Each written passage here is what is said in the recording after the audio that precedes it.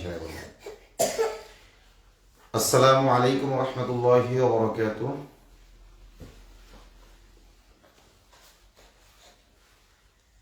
ওয়াঈযুকুম বিকালিমাতিল্লাহি তাম্মা মিন কুল্লি শাইতানিন হাম্মা ওয়া মিন কুল্লি আইনিন লাম্মা। আমি তোমাদেরকে আল্লাহ তাআলার পূর্ণাঙ্গ কালিমা সমূহ সুপর্দ করছি, প্রত্যেক শয়তান, ক্ষতিকর উপাদান এবং সব ধরনের কুদৃষ্টি থেকে। নাহমাদুহু ওয়া নুসাল্লি আলা রাসূলিহিল কারীম। আমি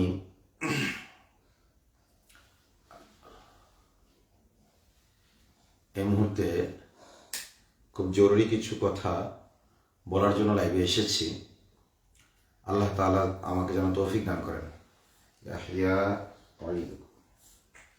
চুপ করে বসে আসলে বসতে যাচ্ছে না। বাচ্চাদেরকে নিয়ে বসার একটা বিশেষ উদ্দেশ্য রয়েছে। আমি একটি ক্যাপশন দিয়েছি আজকের লাইভে যে মুমিন মরে একবার আর মুনাফিক মরে বারবার।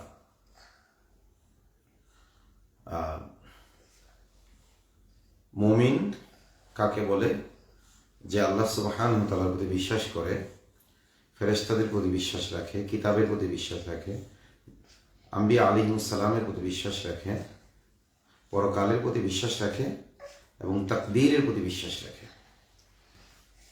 তাকদীরের প্রতি বিশ্বাস কাকে বলে? আল কদরু খায়রুহু ওয়া শাররুহু মিনাল্লাহি তাআলা। কল্যাণ অকল্যাণ সবকিছু আল্লাহ তাআলার পক্ষ থেকে নির্ধারিত, এই বিষয়টার উপর বিশ্বাস রাখা। যেভাবে আমানতু বিল্লাহি ওয়া মালাইকাতিহি, আমি বিশ্বাস আনলাম আল্লাহর প্রতি, ফেরেশতাদের প্রতি, এভাবে বলতে বলতে ওয়াল কদরি খায়রিহি ওয়া শাররিহি মিনাল্লাহি তাআলা। কল্যাণ অকল্যাণ সবকিছু আল্লাহ তাআলার পক্ষ থেকে নির্ধারিত হয়, এইটার প্রতি বিশ্বাস রাখা, এটা হলো তাকদীরের প্রতি বিশ্বাস। আল্লাহ সুবহানাহু ওয়া তাআলা কোরআনে বলেছেন, কুল, হে নবী আপনি জানিয়ে দিন, লা ইউসিবানা ইল্লা মা কাতাবাল্লাহু লানা। আপনি জানিয়ে দিন আমরা কোনো কল্যাণ কিংবা কোনো অকল্যাণ প্রাপ্ত হব না, তবে আল্লাহ তাআলা যতটুকু কল্যাণ কিংবা অকল্যাণ আমাদের জন্য বরাদ্দ রেখেছেন ততটুকু কল্যাণ কিংবা অকল্যাণ আমাদের হবে, এর বাইরে কোনো কল্যাণ কিংবা অকল্যাণ আমাদের হবে না। তো এটা হলো ইমানের ষষ্ঠ রকম বা তাকদীরের প্রতি বিশ্বাস। আল্লাহ তাআলা সূরা আল হাদীদের সম্ভবত 57 নম্বর সূরার 22 নম্বর আয়াতে বলেছেন, পৃথিবীতে কিংবা তোমাদের ব্যক্তিগত জীবনে যে বিপর্যয় ঘটে তা বাস্তবায়িত করার পূর্বেই সুস্পষ্ট কিতাবে লেখা থাকে, আর এটা আমার জন্য খুবই সহজ। আল্লাহ বলেছেন, যাতে তোমরা যা হারিয়েছ তাতে খুব বেশি আপসেট না হও এবং যা পেয়েছ তা পেয়ে হর্ষোৎফুল্ল এবং অহংকারী তোমরা না হয়ে ওঠো। তো এই জন্য আল্লাহ সুবহানাহু ওয়া তাআলা আমাদেরকে জানিয়ে দিয়েছেন যাতে আমাদের হৃদয়টা প্রশান্ত থাকে, যে আল্লাহর সিদ্ধান্তের বাইরে আমাদের কিছুই হবে না। হুয়া মাওলানা, তিনি আমাদের অভিভাবক। ও আলাল্লাহি ফালিয়াতাওয়াক্কালিল মুমিনুন, মুমিনরা যেন আল্লাহ তাআলার উপরেই আস্থা রাখে। এই কথাটা আল্লাহ তাআলা কোরআনে আমাদের জানিয়ে দিয়েছেন এবং নবীকে বলেছেন বিশেষভাবে, হে নবী আপনি বলুন, হে নবী আপনি মুমিনদেরকে জানিয়ে দিন। এই জন্য বর্তমান পরিস্থিতিতে অনেক হুমকি ধমকির সম্মুখীন তো আমি হচ্ছি, ঠিক আছে, কিন্তু আমার অনেক হিতাকাঙ্ক্ষী, আমার পরিবার পরিজন, আত্মীয় স্বজন সহ সকলেই আমাকে সতর্ক করছেন। এমনকি যা আমি একজন নাগরিক হিসাবে যে রাষ্ট্র আমাদেরকে নিরাপত্তা দেওয়ার কথা, সে রাষ্ট্র পর্যন্ত আমাদেরকে বলতেছে যে আপনারা সতর্ক থাকেন। হ্যাঁ, তো মানে আমাদের সতর্ক থাকা বলতে আসলে কি বোঝানো হচ্ছে? যে আমরা চুপ হয়ে যাই, আমরা কথা না বলি, মানে এক ধরনের ভয় দেখানো হচ্ছে। যদি এটা হয়ে থাকে তাহলে আমরা সেটাই বলবো যেটা আল্লাহ তাআলা আমাদেরকে জানিয়েছেন, যে লা ইউসিবানা ইল্লা মা কাতাবাল্লাহু লানা। আল্লাহ যা নির্ধারণ করেছেন তার বাইরে কিছুই হবে না। রাসূলুল্লাহ সাল্লাল্লাহু আলাইহি ওয়াসাল্লাম তার চাচাতো ভাই ইবনে আব্বাসকে বলেছিলেন, ইয়া গোলাম, হে তরুণ, ইহফাজিল্লাহ ইয়াহফাজকা, তুমি আল্লাহ তাআলার ব্যাপারে যত্নবান হও, নিজেকে আল্লাহ তাআলার ব্যাপারে পুরোপুরি নিয়োজিত করো। আল্লাহ তাআলার ব্যাপারে যত্নবান হওয়ার মানে হলো আল্লাহর হুকুম মানা এবং নিষেধ বর্জন করার ব্যাপারে পুরোপুরি আত্মনিয়োগ করা। ইয়াহফাজকা, তাহলে আল্লাহ তোমাকে হেফাজত করবেন। ইহফাজিল্লাহ তাজিদ তুজাহাকা, তুমি আল্লাহ তাআলার ব্যাপারে সচেতন হও, যত্নবান হও, তুমি যেখানেই থাকবে আল্লাহ তাআলাকে পাবে। এরপরে অনেক কথা বলতে বলতে রাসূল বলেছেন, পুরো বিশ্ববাসী যদি তোমার কোনো উপকার করার জন্য একতাবদ্ধ হয় এবং আল্লাহ যদি সে উপকার লিখে না রাখেন, তাহলে সে উপকার করতে পারবে না। এবং পুরো বিশ্ববাসী একত্রিত হয়, যদি ঐক্যবদ্ধ হয় তোমার কোনো ক্ষতি করার জন্য, এবং আল্লাহ তাআলা যদি তোমার ক্ষতি লিখে না রাখেন, তাহলে সে ক্ষতিও করতে পারবে না। কলম শুকিয়ে গেছে, লিখিত কাগজ পৃষ্ঠাগুলো ফুরিয়ে গেছে, মানে পৃষ্ঠা ফুরিয়ে গেছে, কলমের কালিও শেষ হয়ে গেছে, আর পৃষ্ঠাগুলো শুকিয়ে গেছে। এটা তারা আসলে বোঝাতে চাইলেন যে আল্লাহ তাআলা তোমার জন্য যা নির্ধারণ করে দিয়েছেন। হ্যাঁ, সূরা রদের 38 নম্বর আয়াতে বলেছেন যে লিকুল্লি আজারিন কিতাব, প্রতিটি মুহূর্তের জন্য নির্ধারিত বিষয় লিপিবদ্ধ। ইয়ামহুল্লাহু মা ইয়াশাআ ওয়া ইউসবিত, আল্লাহ তাআলা যতটুকু ইচ্ছা মুছে দেন, যতটুকু ইচ্ছা বহাল রাখেন। ওয়া ইনদাহু উম্মুল কিতাব, মূল কিতাব আল্লাহ তাআলার কাছেই, অর্থাৎ লাওহে মাহফুজ, যেখানে আমাদের তাকদীর লিপিবদ্ধ রয়েছে, সেটা আল্লাহর কাছে। আল্লাহ চাইলে মুছে দেন, আল্লাহ চাইলে বহাল রাখেন। মূল কিতাব আল্লাহর কাছেই রয়ে গেছে। যেমন সূরা ফাজরের মধ্যে আল্লাহ বলেছেন, ফাআম্মাল ইনসানু ইযা মাবতালাহু রাব্বুহু ফাআকরামাহু ওয়া না'আমাহু ফায়াকুলু রাব্বি আকরামান। আল্লাহ তাআলা যখন মানুষকে সম্মান দিয়ে, ইজ্জত দিয়ে, নেয়ামত দিয়ে, রিজিকের প্রশস্ততা দিয়ে পরীক্ষা করেন, মানে এগুলো দেন, এটা একটা পরীক্ষা, নেয়ামত একটা পরীক্ষা। এই নেয়ামত দিয়ে যখন পরীক্ষা করেন, তখন মানুষ বলে আমার রব আমাকে সম্মানিত করেছে, আমার রব আমাকে সম্মান দিয়েছে। ওয়া আম্মা ইযা মাবতালাহু ফাকাদারা আলাইহি রিজকাহু ফায়াকুলু রাব্বি আহানা। আর যখন আপনার রব পরীক্ষা করে, তার রব তাকে পরীক্ষা করে, তার রিজিক সংকীর্ণ করে দিয়ে, তার রিজিকটা যখন সংকীর্ণ করে দিয়ে, তখন সে বলে আমার রব আমাকে অপদস্থ করেছে। তখন আল্লাহ বলেন, কাল্লা, না, কিছুতেই না, বাল লা তুকরিমুনাল ইয়াতীম, বরং তোমরা ইয়াতীমের ইকরাম করতে না। ওয়ালা তাহাদ্দুনা আলা তুআমিল মিসকিন, মিসকিনদেরকে অন্নদানে উৎসাহিত করতে না। ওয়া তাকুলুনা তুরাসা আকলাল লাম্মা, এবং তোমরা উত্তরাধিকারকে সম্পূর্ণরূপে ভোগ করে ফেলতে, খেয়ে ফেলতে, বোনের হক দিতে না, ফুফুর হক দিতে না। ওয়া তুহিব্বুনাল মাল হুব্বান জাম্মা, এবং তোমরা সম্পদের প্রতি, তোমাদের প্রাচুর্যের প্রতি তোমাদের লোভ অনেক বেশি ছিল, তো এই কারণে আমি সংকীর্ণ করে দিয়েছি তোমাদের রিজিক। তো এখানে বোঝা গেল যে আল্লাহ তাআলা করেছেন তো আল্লাহ তাআলা, কিন্তু কি কারণে করেছেন? আমাদের পাপের কারণে। আল্লাহ বলেছেন, ওয়ালা নুযিকান্নাহুম মিনাল আযাবিল আদনা দুনাল আযাবিল আকবার লাআল্লাহুম ইয়ারজিউন, যে বড় শাস্তি দেওয়ার পূর্বে, বড় শাস্তির মুখোমুখি করার পূর্বে আমি তোমাদেরকে ছোট ছোট শাস্তির মুখোমুখি করব, যাতে তোমরা ফিরে আসো, প্রত্যাবর্তন করো। এজন্য আমাদের উপর যে বিপদ আপদগুলো আল্লাহ তাআলা নির্ধারিত করেন, এর মধ্যে এক প্রকারের বিপদ হইল ওই কারণে যেটা আমরা নিজেরা ঘটাই। যহরাল ফাসাদু ফিল বাররি ওয়াল বাহরি বিমা কাসাবাত আইদিন নাস, যে মানুষ জলে ও স্থলে যেই বিপর্যয়গুলো ঘটে, এগুলো মূলত মানুষের হাতের কামাই, মানুষের কর্মফল। এই যে ইয়াহিয়া একটু এগুলো মানুষের কর্মফল। তো মানুষের কর্মের কারণে, আমাদের কর্মের কারণেও আমাদের উপর বিপদ আসতে পারে। তো এইটাও এই জন্য আল্লাহ তাআলা দেন, যাতে আমাদের গুনাহ মাফ হয়ে যায় এবং আমরা তওবা করতে পারি। ফাতা একটু নেন তো, আমার কাছে নিয়ে যাও।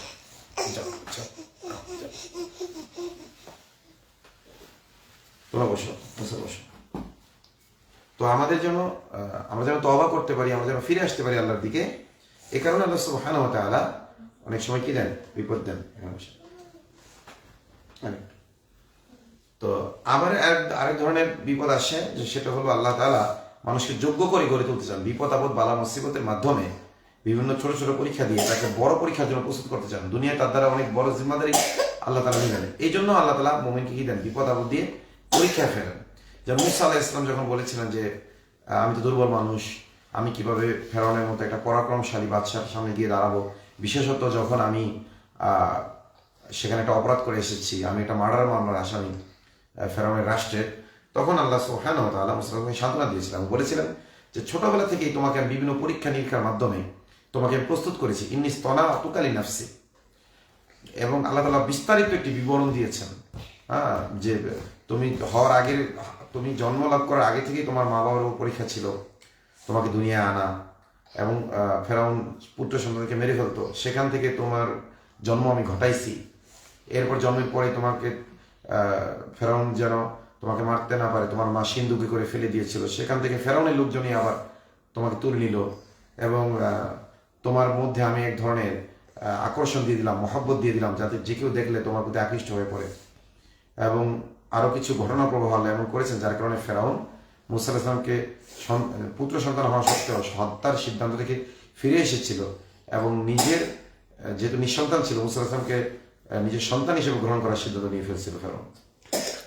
তো এই একটা ঘটনা। তারপরে আবার তার মার কাছে ফিরিয়ে দেওয়া, লম্বা সময় কারো দুধ পান না করা, এবং পরবর্তীতে আবার ফেরাউনের রাজপ্রাসাদে যাওয়া, সেখানে বড় হওয়া, একটা কীর্তিকে এভাবে মানে ভুলক্রমে মেরে ফেলা, এবং সেখান থেকে পালায়ন করে শোয়েব আলাইহিস সালামের এলাকায় চলে যাওয়া, এবং 10 বছর পারিশ্রমিকের বিনিময়ে তার কন্যাকে বিবাহ করা, এবং পুনরায় যখন মানে তিনি আসতেছিলেন মা বাবা এবং আত্মীয় স্বজনের সাথে দেখা করার উদ্দেশ্যে নিজ ভূমির দিকে আসতেছিলেন, ওই সময় তার স্ত্রী প্রেগনেন্সিতে ছিলেন, ওই সময় প্রসব বেদনার সময় তিনি একটা আলো দেখলেন, সেখান থেকে আলো নিয়ে আসবেন এই উদ্দেশ্যে গেলেন, সেখানে আল্লাহ তাআলা তাকে ওহী দান করলেন।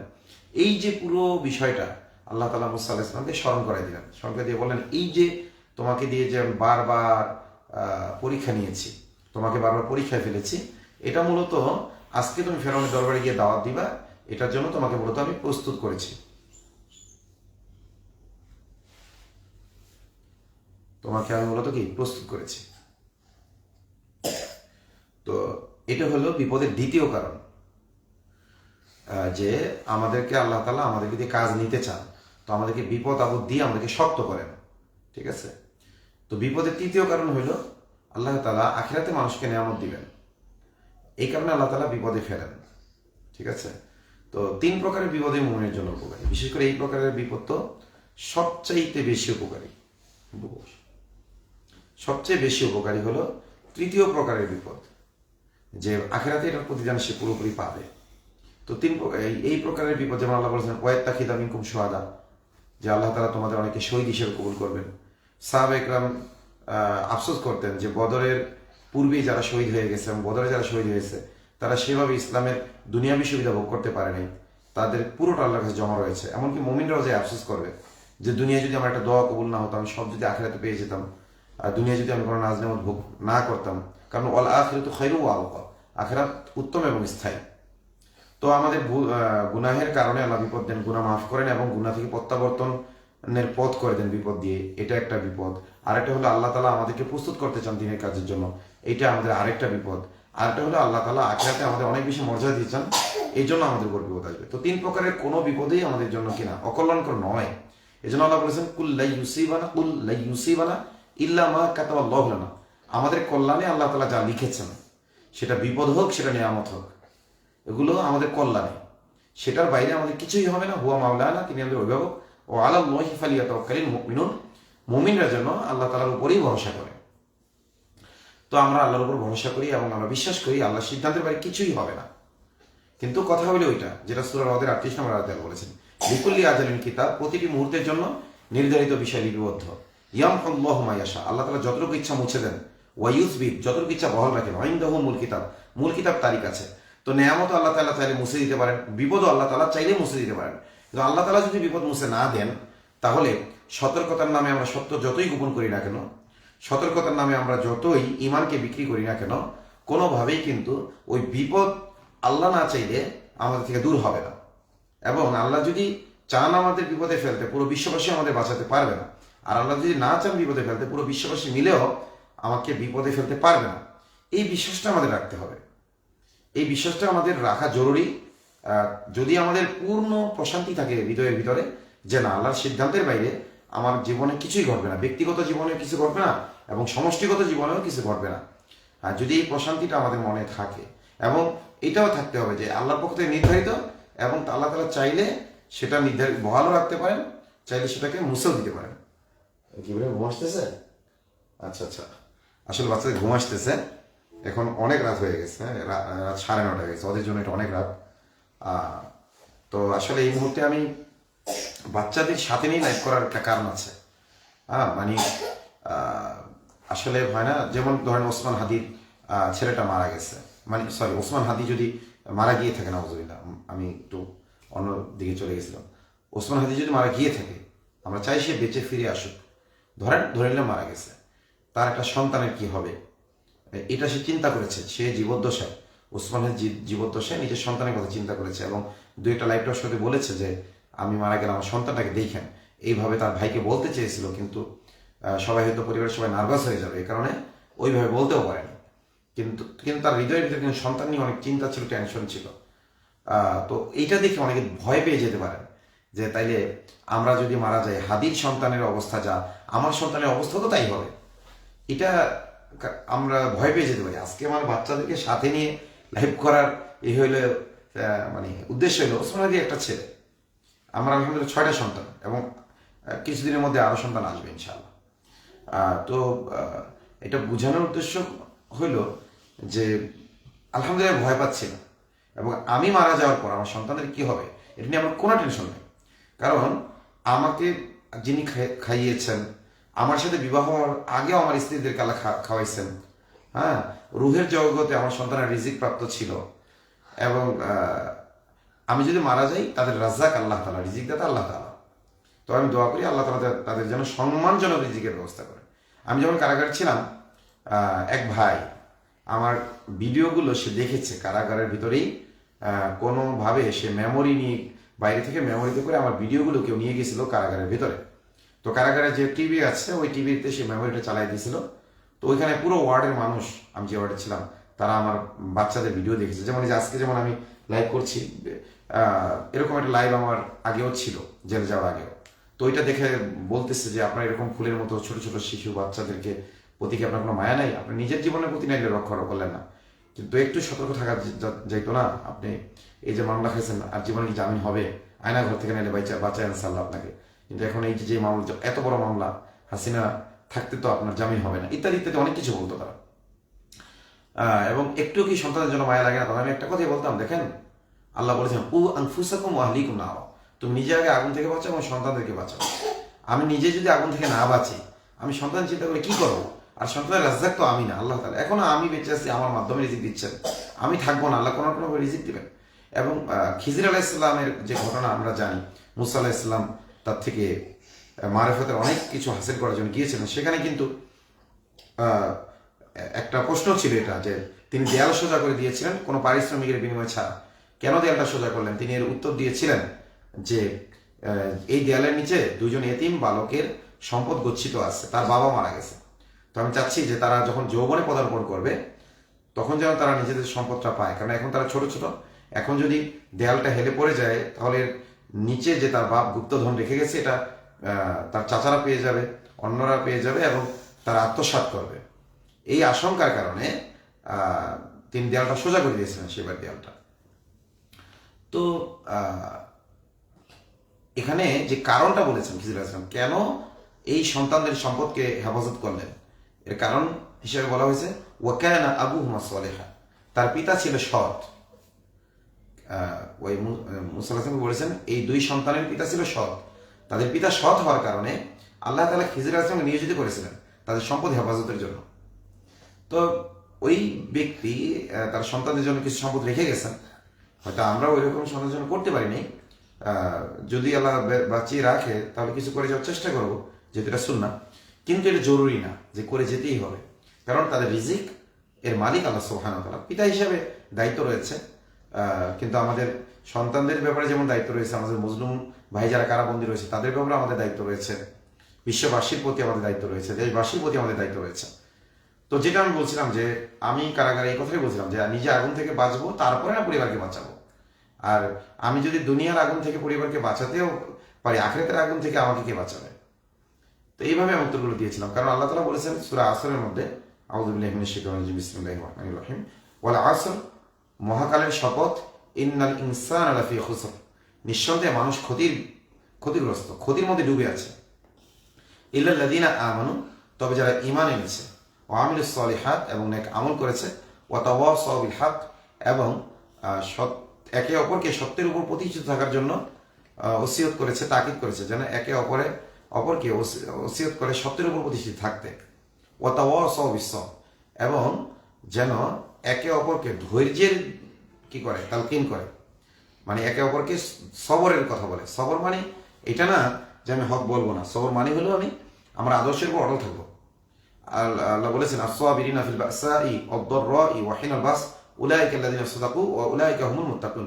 যারা ধৈর্য ধারণ করে ফিল বাসা মানে অভাব অনটনে, মানে অভাবে পড়েও যারা সবর নষ্ট করে না, অদ-দারর রোগে শোকে যারা ধৈর্য ধারণ করে, অর্থাৎ রোগ যত রোগ হোক আল্লাহর উপর অভিযোগ দেয় না, কোনো কুফরি কালামের মাধ্যমে বা হারাম চিকিৎসা তারা গ্রহণ করে না, এটা হলো রোগের মধ্যে কি সবর। এরপরে ওয়াহিন আল বাস, এবং আল বাস মানে হলো ভীতিকর অবস্থা, যুদ্ধাবস্থা, এই ধরনের অবস্থা বোঝাতে বাস বলা হয়। ওয়াহিন আল বাস, এবং যুদ্ধাবস্থায় যারা কি করে সবর করে, অর্থাৎ যুদ্ধ ইসলাম কুফরের সংঘর্ষে হক বাতিলের লড়াইয়ে সবসময় হকের পক্ষে থাকে, তারা বাতিলের পক্ষেও যায় না, তার নীরবও থাকে না, বরং সবসময় হকের পক্ষে থাকে। তো সবরের ব্যাখ্যা আল্লাহ এটা দিয়েছেন, যারা অভাব অনটনে সবর করে অর্থাৎ হারামে যায় না, যারা রোগের সঙ্গে সবর করে অর্থাৎ রোগের কারণে তারা আল্লাহর উপর কোনো অভিযোগ দায়ের করে না, আল্লাহর উপর কোনো অপবাদ দেয় না, এবং হারাম কোনো চিকিৎসা তারা গ্রহণ করে না, এবং যুদ্ধাবস্থা এবং ভীতিকর অবস্থায় তারা হকের উপর অবিচল থাকে, এটা হলো সবর। তো আল্লাহ তাআলা সূরা আসরের মধ্যে বলেছেন 4টি গুণ যাদের মধ্যে নেই তারা ক্ষতির মধ্যে ডুবে আছে, যে ইন্নাল ইনসানা লাফি খুসর, সকল মানুষ ক্ষতির মধ্যে ডুবে আছে, ইল্লাল্লাযিনা আমানু, তবে যারা ঈমানের উপর অবিচল রয়েছে, কুফর বিত তাগুত ওয়াল ঈমান বিল্লাহ, সব ধরনের আল্লাহ দ্রোহীদেরকে বর্জন করেছে যারা, এবং আল্লাহর প্রতি আত্মসমর্পণ করেছে তারা হলো মুমিন। এই ঈমানের উপর যারা অবিচল রয়েছে, ওয়া আমিলুস সলিহাত, এবং সৎকর্ম তারা করতেই থেকেছে, সৎকর্ম করতেই থেকেছে, ওয়া তাওয়াসাউ বিল হক, এবং একে অপরকে হকের উপর থাকার জন্য কি করেছে, তাকিদ করেছে, ভয় দেখায়নি যে এত হক কথা বলো না, এত হকের পথে চলো না।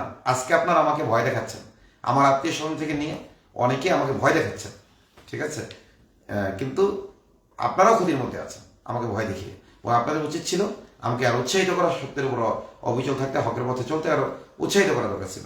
ওয়াতাওয়াসাউ বিস-সাবর, এবং এই ব্যাপারে যে বিপদ আপদ আসবে, আল্লাহ বলেছেন ওয়ালানাবলুওয়ান্নাকুম বিশাইইন মিনাল খাউফি ওয়াল জু'i ওয়া নাকসিন মিনাল আমওয়ালি ওয়াল আনফুস ওয়াত তামারাত ওয়াবাশশিরিস সাবিরিন আল্লাযিনা ইযা আসাবাতহুম মুসিবা ক্বালু ইন্না লিল্লাহি ওয়া ইন্না ইলাইহি রাজিউন। যে আমি অবশ্যই তোমাদেরকে পরীক্ষা করব, মানে কি দ্বারা, ভয় দ্বারা, ক্ষুধা দ্বারা, জানমাল ছিনিয়ে নেওয়ার দ্বারা। হে নবী, আপনি সুসংবাদ দিন ওই সকল লোকদেরকে যারা ধৈর্য ধারণ করে, অবশ্যই সাবিরিন, যারা ধৈর্য ধারণ করে, এবং ধৈর্য ধারণ যারা করে তাদের কথাটা কি হবে, ইন্না লিল্লাহ, আমরা সবাই তো আল্লাহর জন্য।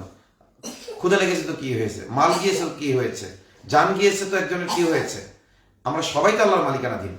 তো আমাদেরকে পরীক্ষা ফেলে আল্লাহ তাআলা সব নিয়ে যাওয়ার অধিকার রয়েছে, ওয়া ইন্না ইলাইহি রাজিউন, আমরা সবাই তো আল্লাহর কাছে প্রত্যাবর্তন করব।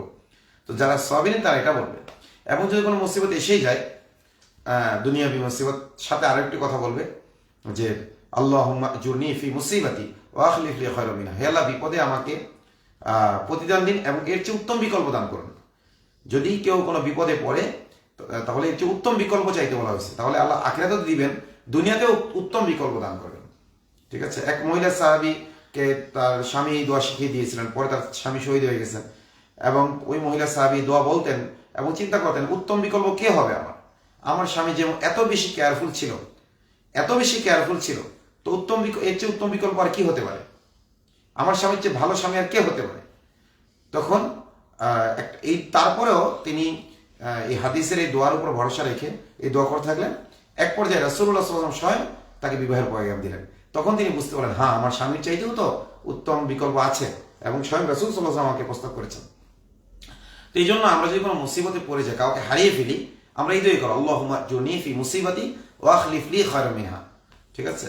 হাদির অনেক ভুল ত্রুটি ছিল, কিন্তু তারপরেও তার মধ্যে ইসলাম ও মুসলমানের পক্ষে, এই দেশের পক্ষে তার উপকার, মানে একজন মানুষের মধ্যে থাকে না কিছু ভুল ত্রুটি আছে এবং তার অনেক ভালো কাজ আছে, তার যদি ভালো কাজের পরিমাণই বেশি। হ্যাঁ, কিছু আমাদের আলেম ওলামাদের কিছু সমালোচনা উনি করেছিলেন, অন্যায় সমালোচনা, সেটার প্রতিবাদ আমরা তখন করেছি। তো তার মানে এই নয় যে হাদির মৃত্যুটা আমাদের জন্য মুসিবত না। আমি মনে করি হাদির মৃত্যু বাংলাদেশ পন্থীদের জন্য মুসিবত, ইসলাম পন্থীদের জন্য মুসিবত। আর ইসলাম পন্থা আর বাংলাদেশ পন্থা, এই ভূ রাজনীতির আলোকে যদি বলি, কেউ যদি প্রকৃতই বাংলাদেশপন্থী হতে চায়, তাকে আসলে প্রকৃত ইসলামপন্থী হতে হবে। যে যতটুকু ইসলামপন্থী আসলে সেই ততটুকু বাংলাদেশপন্থী, ঠিক আছে। তবুও যেহেতু এই পরিভাষাগুলো চলছে খুব মার্কেটে, সেই হিসেবে আমি বললাম। যে এটা বাংলাদেশপন্থীদের জন্য ক্ষতিকর, হাদি যদি মৃত্যু হয়ে যায়, এটা ইসলামপন্থীদের জন্য ক্ষতিকর। ঠিক আছে, ইসলামপন্থের জন্য ক্ষতিকর। হাদির সাথে আমাদের একবার কিছু কথাবার্তা হয়েছিল, তার যে মনের উদ্দেশ্য কি। আসলে ইসলাম ও মুসলমানদের ইসলামকে সমুন্নত করা, ইসলামকে বিজয়ী ধর্ম হিসেবে বিশ্ব দেখতে হাদিও চায় এবং ইসলামকে সমুন্নত করতে চায়, তবে হয়তো সে ওইটাকে কৌশল মনে করেছে। যেমন আমাদের অনেক আলেমরা গণতান্ত্রিক ভোটাভুটির মধ্যে যায়, তো ওর কথাবার্তা আমাদের সাথে যেটুকু হয়েছিল এটাই মনে হয়েছে। এরপরে তার হৃদয়ের বিষয়ে আল্লাহ ভালো জানেন। তো যাই হোক, এখন আমরা কি করব? এখানেও আমরা ওই দোয়াই করবো, আল্লাহুম্মা আজুরনি ফি মুসিবাতি ওয়া আখলিফ লি খায়রাম মিনহা। হে আল্লাহ, এই মুসিবতে আমাদেরকে উত্তম বিনিময় দান করুন এবং দুনিয়াতে উত্তম বিকল্প দান করুন।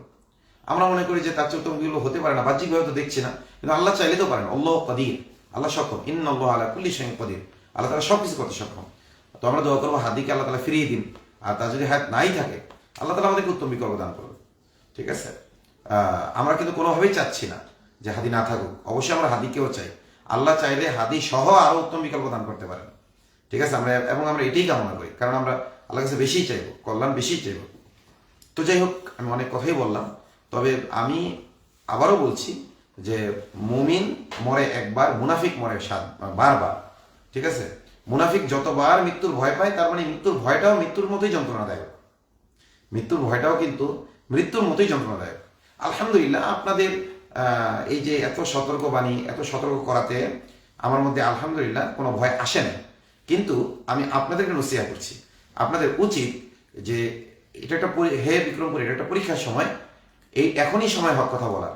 কারণ যখন বিপদ আপদ নাই, বালা মুসিবত নাই, তখন হক কথা তো সবাই বলতে পারে, কিন্তু যখন হক বলে বিপদ আসবে, এই সময় হক বলাটাই তো মুমিনের পরিচয়। এই সময় হক বলাটাই, হকের উপর অবিচল থাকাটাই, ইমানের উপর অবিচল থাকাটাই, সবরের উপর অবিচল থাকাটাই হলো কি ইমানের পরিচয়। এই জন্য আমি সূরা আসরের আলোকে আপনাদেরকে বলবো যে 4টি গুণ যদি আপনারা, যে কোনো একটা গুণ যদি মিস করেন, তাহলে আপনারা ক্ষতির মধ্যে ডুবে আছেন। আল্লাহ বলেছেন যে ইলাল্লাযিনা আমানু, যারা ইমানের উপর অবিচল রয়েছে, ও আমিলুস সালিহাত, এবং নেক আমল করছে কন্টিনিউ, অর্থাৎ প্র্যাকটিসিং মুসলিম যারা।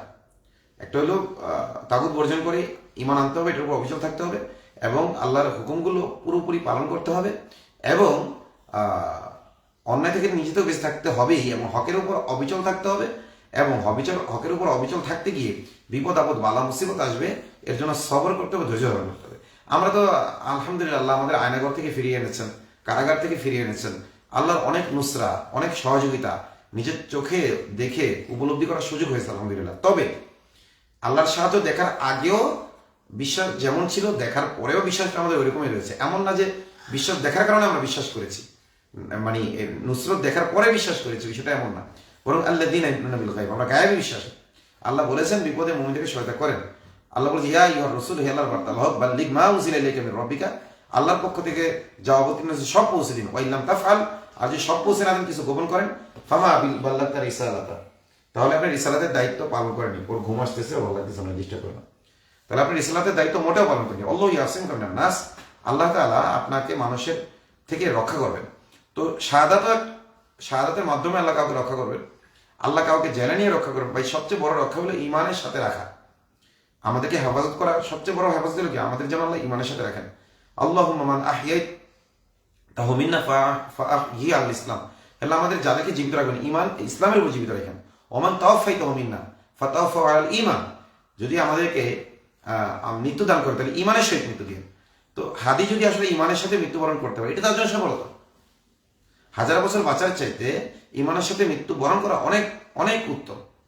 তো এই জন্য আমার জন্য দোয়া করবেন যেন আল্লাহ তাআলা ইমান নিয়ে যাওয়ার তৌফিক দান করে। তবে বলতে চাই আপনাদেরকে, সাহসিকতা আপনার হায়াতকে কমায় না, আর কাপুরুষতা আপনার হায়াতকে বাড়ায় না।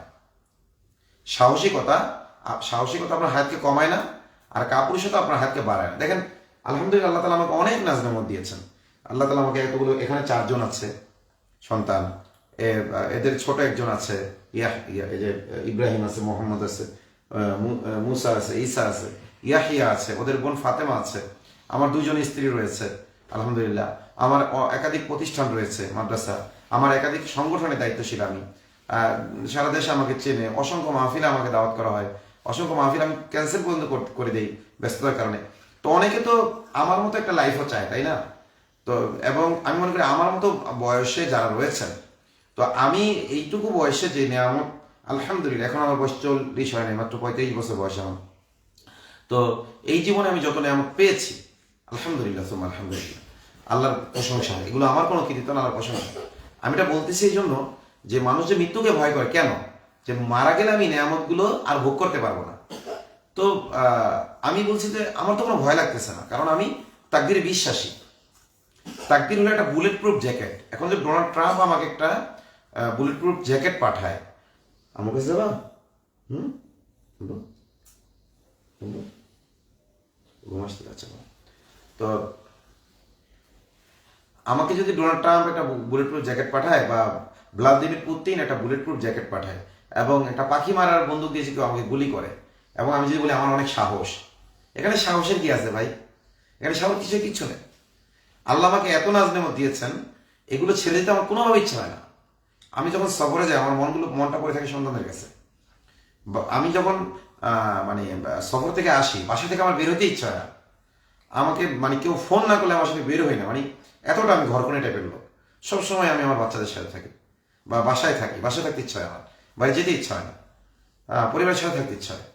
তো আমার মানে পরিবারের প্রতি এত টান, এত মায়া, এত মহব্বত, তারপরে আমি ভয় পাচ্ছি না। আমার সন্তানদের প্রতি আসলে আমার যে কি মহব্বত, ওরা যখন অসুস্থ হয়, ওদের আম্মুরা যতটা প্রেশান হয়, টেনশন করে, আমি প্রেশান বেশি হই। সফরে থাকলে আমার চোখের পানি আমি থামাতে পারি না বাচ্চাদের অসুস্থতায়। কিন্তু সেই আমিও তাকদীরের প্রতি বিশ্বাসের কারণে সাহসী হয়েছি, যে আল্লাহ তাআলা যে বিপদ রেখেছেন তার বাইরে কোনো বিপদ হবে না। পুরো বিশ্ববাসী যদি আমাকে কোনো বিপদে ফেলার জন্য একতাবদ্ধ হয়, বিপদে ফেলতে পারবে না। পুরো বিশ্ববাসী যদি আমার ক্ষতি করার জন্য একতাবদ্ধ হয়, সেই ক্ষতি আমাকে করতে পারবে না। যখন আমার এই বিশ্বাসটা, নাহলে আমি তো অনেক দুর্বল মানুষ। আমি আমার এই যে বাচ্চাদেরকে সামনে রেখে লাইফ করার উদ্দেশ্যটাই এটা বোঝানো, যে আমি বাচ্চাদের প্রতি দুর্বল, আমি আমার স্ত্রীদের প্রতি দুর্বল, আমি আমার মা বাবার প্রতি দুর্বল, আমি আমার বন্ধু বান্ধবের প্রতি দুর্বল। ঠিক আছে, আমি দুনিয়ার প্রতি আমার দুর্বলতা আছে, আমারও দুনিয়ার লোভ আছে, আমারও সম্পদের লোভ আছে, আমার টাকা পয়সার লোভ আছে, আমার পরিবারের প্রতি মোহ আছে, বন্ধু বান্ধবের প্রতি মোহ আছে, আত্মীয় স্বজনের প্রতি মোহ আছে। কিন্তু আল্লাহ বলেছেন যে এই যে ধন সম্পদের মোহ, সন্তানের মোহ, স্ত্রীর মোহ, পিতামাতার মোহ, দুনিয়ার বিভিন্ন জিনিসের মোহ চাইতে যদি আল্লাহ আমার কাছে বেশি প্রিয় না হয়, আল্লাহ রসুল আমার কাছে বেশি প্রিয় না হয়, এবং আল্লাহ রাস্তায় লড়াই করাটা, ন্যায়ের পক্ষে লড়াই করাটা, আল্লাহ রাস্তায় লড়াই মানে কি? ন্যায়ের পক্ষে লড়াই, ন্যায়ের পক্ষে লড়াই করাটা, জিহাদ করাটা যদি আমার কাছে বেশি প্রিয় না হয়, তাহলে বলেছেন ফাতারাব্বাসু, তাহলে তোমরা অপেক্ষা করো আল্লাহর আযাব আসার, আল্লাহর আযাব আসার অপেক্ষা করো। তো আজকে হাদির এই করুণ পরিণতি দেখে, যদি আমরা ভয় পেয়ে যাই, তাহলে কিন্তু বিরোধীরা সফল হয়ে গেল, এবং আল্লাহর আযাব আসবে। কিন্তু এই যে এই দুনিয়ার এই মোহে যদি আজকে আমরা ভয় পেয়ে যাই, হাদির পরিণতি দেখে, যে হাদির এর সাথে এটা হয়েছে, আমাদের সাথে এটা হবে, এই ভয়টা পেয়ে যাই, এটাই তো কাফেররা চায়। ওরা চাইলে পারতো হাদিকে বাসার ভিতরে হত্যা করতে, ওরা চাইলে পারতো হাদিকে কোথাও মানে গোপন জায়গায় নিয়ে হত্যা করতে, ওর লাশটা গুম করে ফেলতে, প্রকাশ্য দিবালোকে রাজপথে হত্যা করা, এবং এইভাবে ওদেরকে বের হওয়ার সুযোগ করে দেওয়া। এটা দ্বারা ওদের উদ্দেশ্য এটাই, যাতে বাংলাদেশের মানুষ আমরা ভয় পেয়ে যাই, আমরা মুসলিমরা ভয় পেয়ে যাই, যে দেখো হাদি এত বড় বড় কথা বলেছে বলে হাদিকে এটা করা হয়েছে, তোমরা যারা বলে তোমাদের এটা করা হবে। আমাকে এই যে হাদির মৃত্যুর পরে আমাকে অসংখ্য হুমকি দেওয়া হচ্ছে, ইন্ডিয়া থেকে আমাকে হুমকি দিচ্ছে, লীগ আমাকে হুমকি দিচ্ছে। হ্যাঁ, আপনারা জানেন যে আমি ফ্যাসিবাদী যে প্রশাসন রয়েছে, প্রশাসনের বিভিন্ন আমলারা, প্রশাসনের একটা অংশ আছে যারা আমাকে মনে প্রাণে ভালোবাসে, তারা বাংলাদেশপন্থী যারা, এবং এদের মধ্যে একটা বড় অংশ আছে যারা ইসলামকে মনে প্রাণে ভালোবাসে, যদিও তারা দলগতভাবে একটি কুফরি সংগঠনের মধ্যে রয়েছে। কারণ তাগুতি এই সংবিধানের উপরে, বিজাতীয় এই সংবিধানের উপরে, ইহুদি খ্রিস্টানদের দেওয়া এই আইনের উপরে তারা সৈকত করেছে। আমি যাবো, যাও, ঠিক আছে, যাও। তো এগুলো করেছে, আসলে ঘুম আসতেছে সবার। আচ্ছা, ঘুমিয়ে তুমি শুয়ে পড়ে, ওইখানে যে শুয়ে পড়ে যাও, এটা পড়ে যাবে, যাবে, ঘুম না আসলে বসো, আর ঘুমাইলে চলে যাও। তো যেটা বলছিলাম, যে কি বলছিলাম যেন, মোহাম্মদ, খেয়াল করে শুনেছো তুমি? খেয়াল করো নাই? আচ্ছা, ইব্রাহিম ঘুমায় গেছে, মুসা ঘুমায় গেছে, ইসারও ঘুমা আসতেছে, ইয়াহিয়া ঘুমায় গেছে, এরা ঘুমাবে, এই জন্য আমি লাইভটা শেষ করে দেব, পথ হারিয়ে ফেলেছি আমি। তোমার মনে আছে ফাতেমা? হ্যাঁ হ্যাঁ, ঠিক আছে, আলহামদুলিল্লাহ, ফাতেমা মনে করে দিয়েছে আমাকে যে হাদির মৃত্যু যদি আমাদেরকে ভয় পাইয়ে দেয় তাহলে কিন্তু ওরা সফল হয়ে গেল। ওরা এইভাবে রাজপথে প্রকাশ্য দিবালোকে হত্যা করেছে এবং প্রশাসনের মধ্যে একদল ফ্যাসিস্ট তাকে পালানোর সুযোগ করে দিয়েছে, এটা 100% নিশ্চিত। প্রশাসনের মধ্যে থাকা ফ্যাসিবাদীরাই এই খনিকে পালানোর সুযোগ করে দিয়েছে। এখন ভারতে গিয়েছে কি যায় নাই সেটা ভিন্ন বিতর্ক, হ্যাঁ, এটা আমরা এখনো নিশ্চিত হতে পারিনি, কিন্তু পালানোর সুযোগটা তারা করে দিয়েছে। আর নাইলে যেটা ওই যে আজকে ঝুমা যেটা বললো যে তারা কার সাথে কার লাইন আছে, প্রেম প্রীতি আছে, এগুলো তারা জানে, এবং কে কোথায় গেল, কে কোথায় কি খেলো, এগুলো সব জানে গোয়েন্দা সংস্থা। অথচ হাদিকে এতবার হুমকি দেওয়া হয়েছে বারবার, এবং হাদি জিডি পর্যন্ত করেছে। জিডি করা মানে কি? রাষ্ট্রকে জানানো, তার মানে হাদি রাষ্ট্রকে জানিয়েছে, জিডি পর্যন্ত করেছে। এরপরে এত বড় একটা মেকানিজম করেছে, প্রস্তুতি নিয়েছে, এবং একজন দুইজন ব্যক্তির চিন্তায় এটা হয়নি, বড় একটা পরিকল্পনা ছিল তাকে হত্যা করার, এবং ঘোষণা দিয়েছে। এর আগে র্যাবের একজন প্রাক্তন কর্মকর্তা তাকে সতর্ক পর্যন্ত করেছে হাদিকে, এবং প্রকাশ্যেই সতর্ক করেছে। এই সবকিছুর পরে এই ঘটনাটা ঘটেছে, প্রকাশ্য দিবালোকে ঘটেছে, এবং রাজধানীর মতো জায়গায়, যেখানে জায়গায় জায়গায় সিসিটিভি রয়েছে, সেখানে ঘটেছে। এরপরও খনি আত্মগোপন করতে পেরেছে। এটা স্পষ্ট যে প্রশাসনের ভিতরে থাকা আওয়ামী ফ্যাসিবাদীরাই এই শুরুটা করে দিয়েছে। এটা একদম ওপেন সিক্রেট, সবাই জানে। আমি তো বেশিরভাগ প্রশাসন নিয়েই কাজ করি, বিভিন্ন মজলুমদের জন্য কাজ করতে গেলে এদের কাছে আমার যেতে হয়। হ্যাঁ, অনেকে অকপটে স্বীকার করে যে তারা আশায় আছে আওয়ামী লীগ কখন আসবে, একেবারে এইভাবে বলে অনেকে, ঠিক আছে। তো যাই হোক, এতে যদি আমরা ভয় পেয়ে যাই, ঠিক আছে, এটাই কিন্তু ওরা চাচ্ছে, আমাদের মধ্যে আতঙ্ক সৃষ্টি করতে চাচ্ছে, আমাদের ভয় সৃষ্টি করতে চাচ্ছে, আমরা যেন ভয় না পেয়ে যাই। কারণ মুমিন ভয় পাবে না, মুমিন এটাই বলবে যেটা আল্লাহ বলতে বলেছেন রাসূলকে, কুল, হে নবী আপনি বলুন, লা ইউসিবানা, আমাদের কোনো মুসিবত আসবে না, বিপদ আসবে না, এবং কোনো নেয়ামত আমরা পাবো না, ইল্লা মা কাতাবাল্লাহু লানা, তবে আল্লাহ তাআলা আমাদের কল্যাণে যতটুকু বরাদ্দ করেছে। আমি যেটা বলছিলাম আপনাদেরকে যে বিপদ আমাদের জন্য বরাদ্দ, নেয়ামতও বরাদ্দ। তবে চাইলে আল্লাহ তাআলা নেয়ামতও মুছে দিতে পারেন, চাইলে আল্লাহ তাআলা বিপদও মুছে দিতে পারেন, যেটা সূরা রদের মধ্যে আল্লাহ তাআলা বলেছেন। চাইলে আল্লাহ পারেন, কিন্তু আল্লাহ না চাইলে আমরা আমাদের চেষ্টার দ্বারা কোনো বিপদ দূর আমরা করতে পারবো। তবে হ্যাঁ, সুন্নাহ হইল নিজের নিরাপত্তার জন্য যে আল্লাহ তাআলা বিধান দিয়েছেন সেই বিধান অনুযায়ী চলা। যেমন সিকিউরিটির জন্য আল্লাহ বলেছেন, ওয়াদাল্লাযীনা কাফারু লাউ তাগফুলুনা আন আসলিহাতিকুম ওয়া আমতিআতিকুম, কাফেররা চায় তোমরা যেন তোমাদের অস্ত্র থেকে দূরে থাকো। তোমাদের নিরাপত্তার জন্য আমি তোমাদেরকে অস্ত্র সাথে রাখার নির্দেশ দিয়েছি। এই কাফেররা চায় তোমরা যেন তোমাদের অস্ত্র থেকে দূরে থাকো এবং উদাসীন থাকো, কারণ অস্ত্র তোমাদের জন্য উপকারী, আর কাফেররা চায় এটা থেকে তোমাদেরকে দূরে রাখতে। এরপরে যেমন আল্লাহ তাআলা অন্যত্র বলেছেন, ওয়ানজালনাল হাদিদ ফীহি বাসুন শাদীদ ওয়া মানাফিউ লিন-নাস, আমি আকাশ থেকে বর্ষণ করেছি লোহা, তাতে রয়েছে প্রচন্ড রণশক্তি এবং মানব জাতির জন্য উপকার। লিয়া'লামাল্লাহু মান ইয়ানসুরুহু ওয়া রুসুলুহু বিল গায়ব, যাতে আল্লাহ তাআলা জেনে নেন কি আল্লাহ তাআলা রাসূলকে গায়েবের প্রতি আস্থা রেখে সহযোগিতা করে, মানে লোহা ব্যবহার করে সহযোগিতা করে। তো কিতাবও যেমন আল্লাহ অবতীর্ণ করেছেন, লোহা আল্লাহ অবতীর্ণ করেছেন, এবং লোহা মানুষের নিরাপত্তার জন্য আল্লাহ তাআলা দিয়েছেন। এই লোহা দিয়ে কাফেররা মুমিনদের নিরাপত্তা নষ্ট করে, এবং মুমিনদের নিরাপদে থাকার জন্য আল্লাহ তাআলা লোহার ব্যবহার করতে বলেছেন। এজন্য সুন্নাহ হিসেবে আমাদের যাদের সামর্থ্য রয়েছে, বর্তমানে প্রচলিত যে আইন রয়েছে, আইন অনুযায়ী আমরা যারা শর্ত পূরণ করতে পারি, তারা যেন অবশ্যই বৈধ অস্ত্র নিজেদের সাথে রাখি। এটা হলো সুন্নত। সেই হিসেবে ভয়ের কারণে না, এটা সুন্নাহ। আল্লাহ আমাকে এটা বলেছেন যে আমার নিরাপত্তার জন্য আমি এটা করবো, বাকিটা আল্লাহ দেখবেন আমার সাধ্যানুযায়ী। এবার আল্লাহ বলেছেন, ওয়া আইদু লাহুম মাসতাতাতু মিন কুওয়া ওয়া মিন রিবাতিল খায়ল তুরহিবুনা বি আদুওয়াল্লাহি ওয়া আদুওয়াকুম, তোমরা তোমাদের সাধ্যানুযায়ী প্রস্তুতি গ্রহণ করো এবং ঘোড়া প্রস্তুত রাখো। যুদ্ধের ঘোড়া সবসময়, মুমিনদেরকে আল্লাহ বলেছেন যুদ্ধের ঘোড়া সবসময় প্রস্তুত রাখতে, এবং সবসময় শরীরকে ফিট রাখতে বলেছেন, সাধ্যানুযায়ী প্রস্তুতি নিতে বলেছেন। এখন আপনার যদি অস্ত্রের লাইসেন্স নেওয়ার সামর্থ্য না থাকে, তাহলে আপনি যতটুকু পারেন, আপনি যেটা রাখা আপনার জন্য বৈধ, যেটা রাখতে লাইসেন্স লাগে না, আপনি সেটা রাখেন।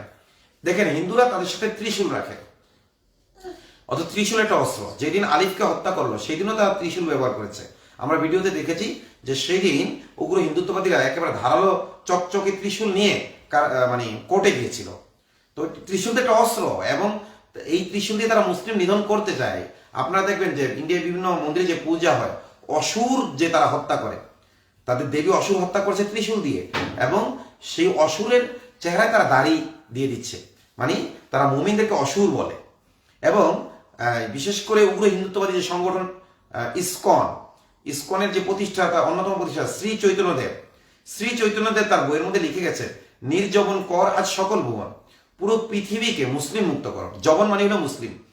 আমি শাইখ আহমদুল্লাহ একটি বক্তব্য শোনার পরে লালনবাদকে বোঝার জন্য, লালনবাদ আসলে কি এটা বোঝার জন্য একটা সিনেমা তৈরি করা হয়েছিল, যেটা ভারত এবং বাংলাদেশের সকল গুরুত্বপূর্ণ ব্যক্তির জন্য দেখা বাধ্যতামূলক ছিল। সরকারি আমলাদের, অন্যদের দেখা বাধ্যতামূলক করেছিল তারা, এবং এটা দেখেছিল সবাই। তো এই মনের মানুষ এই ছবিটা আমি দেখেছিলাম, এবং এইটা মানে লালনবাদকে জানার জন্য দেখেছিলাম। তো এর মধ্যে কিন্তু আপনার ওইখানে জবন কথাটা আছে, এবং ওইখানে হিন্দুরা জবন বলতে মুসলিমদেরকে যে বোঝায়, আমি ওই ফিল্ম থেকে বুঝতে পারছি। তো শ্রী চৈতন্যদেব তার বইও লিখেছে, মানে ওই এক হিন্দু মহিলা বলে যে ওই মনের মানুষ, তুই জবনের হাতে ভাত খেয়েছিস, তোর জাত গেছে। তারপরে লালন ওই যে জাত গেল গান শুরু করে, ঠিক আছে। তো জবন মানিল মুসলিম। আর শ্রী চৈতন্যদেব তার বই লিখেছে, নির্জবন কর আজ সকল ভুবন, পুরো বিশ্বকে মুসলিম মুক্ত কর। আর আল্লাহ বলেছেন, লাতা জিদান আশাদান নাসি আদাওয়াতাল লিল্লাযিনা আমানু আল ইয়াহুদা ওয়াল লাযিনা আশরাকু। হে নবী, আপনি দেখবেন মুমিনদের সবচেয়ে বড় শত্রু হবে উগ্র ইহুদিরা এবং উগ্র হিন্দুত্ববাদীরা, ঠিক আছে। পৌত্তলিক যারা, এই পৌত্তলিকা এবং ইহুদিরাই মুমিনদের কি হবে, সবচেয়ে বড় শত্রুর ভূমিকা পালন করবে। যুগে যুগে এটা করেছে, যুগে যুগে এরাই মুসলিমদের সবচেয়ে বড় শত্রুর ভূমিকা পালন করেছে, এবং ভবিষ্যতেও করবে। এবং আমাদের বাংলাদেশ তো পুরো উগ্র হিন্দুত্ববাদীরা ঘিরে রেখেছে বলতে গেলে। তবে নিরাশ হওয়ার কিছু নেই, তারা যদি বাংলাদেশে অ্যাটাক করে, আক্রমণ করে, এবং করবে, এবং এই জন্যই তারা আওয়ামী লীগ এখনো সেটা দিয়ে যাচ্ছে। তারা গৃহযুদ্ধ বাঁধাতে চাচ্ছে। 1971 সালে যখন পাকিস্তান হানাদার বাহিনী আমাদের উপর জুলুম অত্যাচার করছিল, এবং অবশ্যই তারা আমাদের সাথে বৈষম্য করেছিল, এবং এই তিল পরিমাণ বৈষম্যকে তাল সম বানিয়ে ভারত এখান থেকে ফায়দা নিয়েছে, এবং এটি গৃহযুদ্ধ লাগিয়ে বাংলাদেশ এবং ভারতকে ভাগ করেছে, বাংলাদেশ এবং পাকিস্তানকে ভাগ করেছে, তৎকালীন পূর্ব পাকিস্তান এবং পশ্চিম পাকিস্তানকে ভাগ করেছে। তো ভারত আবারও চাচ্ছে আওয়ামী লীগকে দিয়ে একটি গৃহযুদ্ধ বাঁধাতে, এবং তারা বাংলাদেশে ঢুকবে, বাংলাদেশকে আবার কি করতে, ভাগ করে হয়তো একটা অংশ তারা নিতে চাইবে, ঠিক আছে, অথবা পুরো বাংলাদেশ হয়তো তারা দখল করতে চাইবে। কিন্তু মাকারু মাকারুল্লাহ আল্লাহু খায়রুল মাকিরিন, তারাও ষড়যন্ত্র করে, আল্লাহ তাআলা কৌশল অবলম্বন করেন। আল্লাহ তাআলা সর্বোত্তম কৌশলী, আল্লাহ সুবহানাহু ওয়া তাআলা সর্বোত্তম কৌশলী। তো তাদের কৌশল ভেস্তে যাবে ইনশাআল্লাহ, এবং তাদের কৌশলের ফলাফল কি হবে রাসূল বলে দিয়েছেন আমাদেরকে, ঠিক আছে, যে হিন্দুত্ববাদী যখন যুদ্ধ করবে, একসময় মুসলমানরা অস্ত্র হাতে পাবে। হ্যাঁ, যেমন 1971 সালে পাকিস্তান হানাদার বাহিনী যখন রাজারবাগ পুলিশ লাইনে হামলা করলো, এবং গুরুত্বপূর্ণ ব্যক্তিদের গ্রেফতার করলো, এবং মানুষকে হত্যা করতে লাগলো, একসময় মুক্তিযোদ্ধারা অস্ত্র হাতে পেয়েছে, এবং পাকিস্তান হানাদার বাহিনীকে পরাজিত করেছে। ঠিক তেমনি ভাবে উগ্র হিন্দুত্ববাদীরা যখন আমাদের উপর আক্রমণ করবে, আমরাও তাদেরকে পরাজিত করবো। তবে আমাদের সাধ্য অনুযায়ী প্রস্তুতিটা নিতে হবে, ঠিক আছে। ফ্যাসিস্টের দালালরা, আমরা যারা রয়েছে, তারা হয়তো ভারতের পক্ষ নেবে, কিন্তু আমাদের দেশপ্রেমিকরা, ইসলাম প্রেমিকরা ঠিকই আমাদের পক্ষে থাকবে। এছাড়া ভারতের 7 সিস্টার্স রয়েছে, সেখানেও বিদ্রোহ হবে। ভারতের মধ্যে অসংখ্য মুসলমান রয়েছে, তারাও কিন্তু ভারতের সাথে বিদ্রোহ করবে এই সুযোগে। তো বাংলাদেশকে ভারত পেটের ভিতরে নিলে বাংলাদেশ বিস্ফোরিত হবে, এবং এই বিস্ফোরণে ভারত টুকরে টুকরে হয়ে যাবে ইনশাআল্লাহ। যেমন রাশিয়া যখন আফগানিস্তানে হামলা করেছিল, রাশিয়া যেমন টুকরো টুকরো হয়ে গেছে, ভারত যখন এবার বাংলাদেশে আক্রমণ করবে এবং বাংলাদেশকে দখল করবে, বাংলাদেশটা বোমার মতো ভারতের পেটে বিস্ফোরিত হবে, যেটা তারা চাচ্ছে না, আমাদের পয়সা করবে, সেটা হবে না ইনশাআল্লাহ। এবং এরপরে একটা পর্যায়ে আল্লাহ তাআলা মুমিনদেরকে বিজয় দান করবেন, এবং পুরো ভারতে ইসলাম, আল্লাহর রাজত্ব প্রতিষ্ঠা হবে ইনশাআল্লাহ, আল্লাহর হুকুমত প্রতিষ্ঠা হবে। সেটা আমাদের জীবদ্দশা হতে পারে, যেটা হাদি বলেছে যে হয় আমরা করবো, না আমাদের সন্তানরা করবে, না তাদের সন্তানরা করবে। ইনসাফ আমরা করবোই। আর ইনসাফ, হাদি একজন মুসলিম, ইনসাফ বলতে সে ইসলামকেই বুঝাইল, ঠিক আছে, কারণ ইসলাম ছাড়া অন্য কোনো কিছুতে আসলে ইনসাফ নাই, ইসলামের মধ্যেই ইনসাফ রয়েছে। তো যাই হোক, কিন্তু হাদির কর্মপন্থা সবকিছুকে আমরা সমর্থন করি না, গণতান্ত্রিক রাজনীতিকে আমরা সমর্থন করি না। এটা আমাদের আদর্শের জায়গা, আমাদের আদর্শ আমরা ছাড় দিতে পারি না। আমাদের অনেক আলেমরা যেমন অনেক কিছুকে কৌশল হিসাবে গ্রহণ করেন, এরকম অনেক ইসলামকে ভালোবাসে এমন অনেক মানুষ আছে যারা কৌশল হিসাবে গ্রহণ করে, এরদোগানের মতো তার কিছু হতে চায়। সেটা যার যার মুআমালা আল্লাহর সাথে হবে, কিন্তু আমরা ওই পথকে সঠিক মনে করি না। আমরা মনে করি যে আল্লাহ বলেছেন আকিমুদ্দিন, এই বিধানটা প্রত্যেক নবীর উপরে ছিল, এবং সেই আকিমুদ্দিন এর উপর প্রত্যেক নবী প্রতিষ্ঠিত ছিলেন এবং যার যার সাধ্যানুযায়ী তারা দিন প্রতিষ্ঠা করেছেন। আমার সাধ্য যতটুকু আমি প্রতিষ্ঠা করবো ততটুকু, তবে কোনো কুফরি মন্ত্রকে গ্রহণ করে অবশ্যই আমরা দিন প্রতিষ্ঠা দিকে এগোবো না ইনশাআল্লাহ।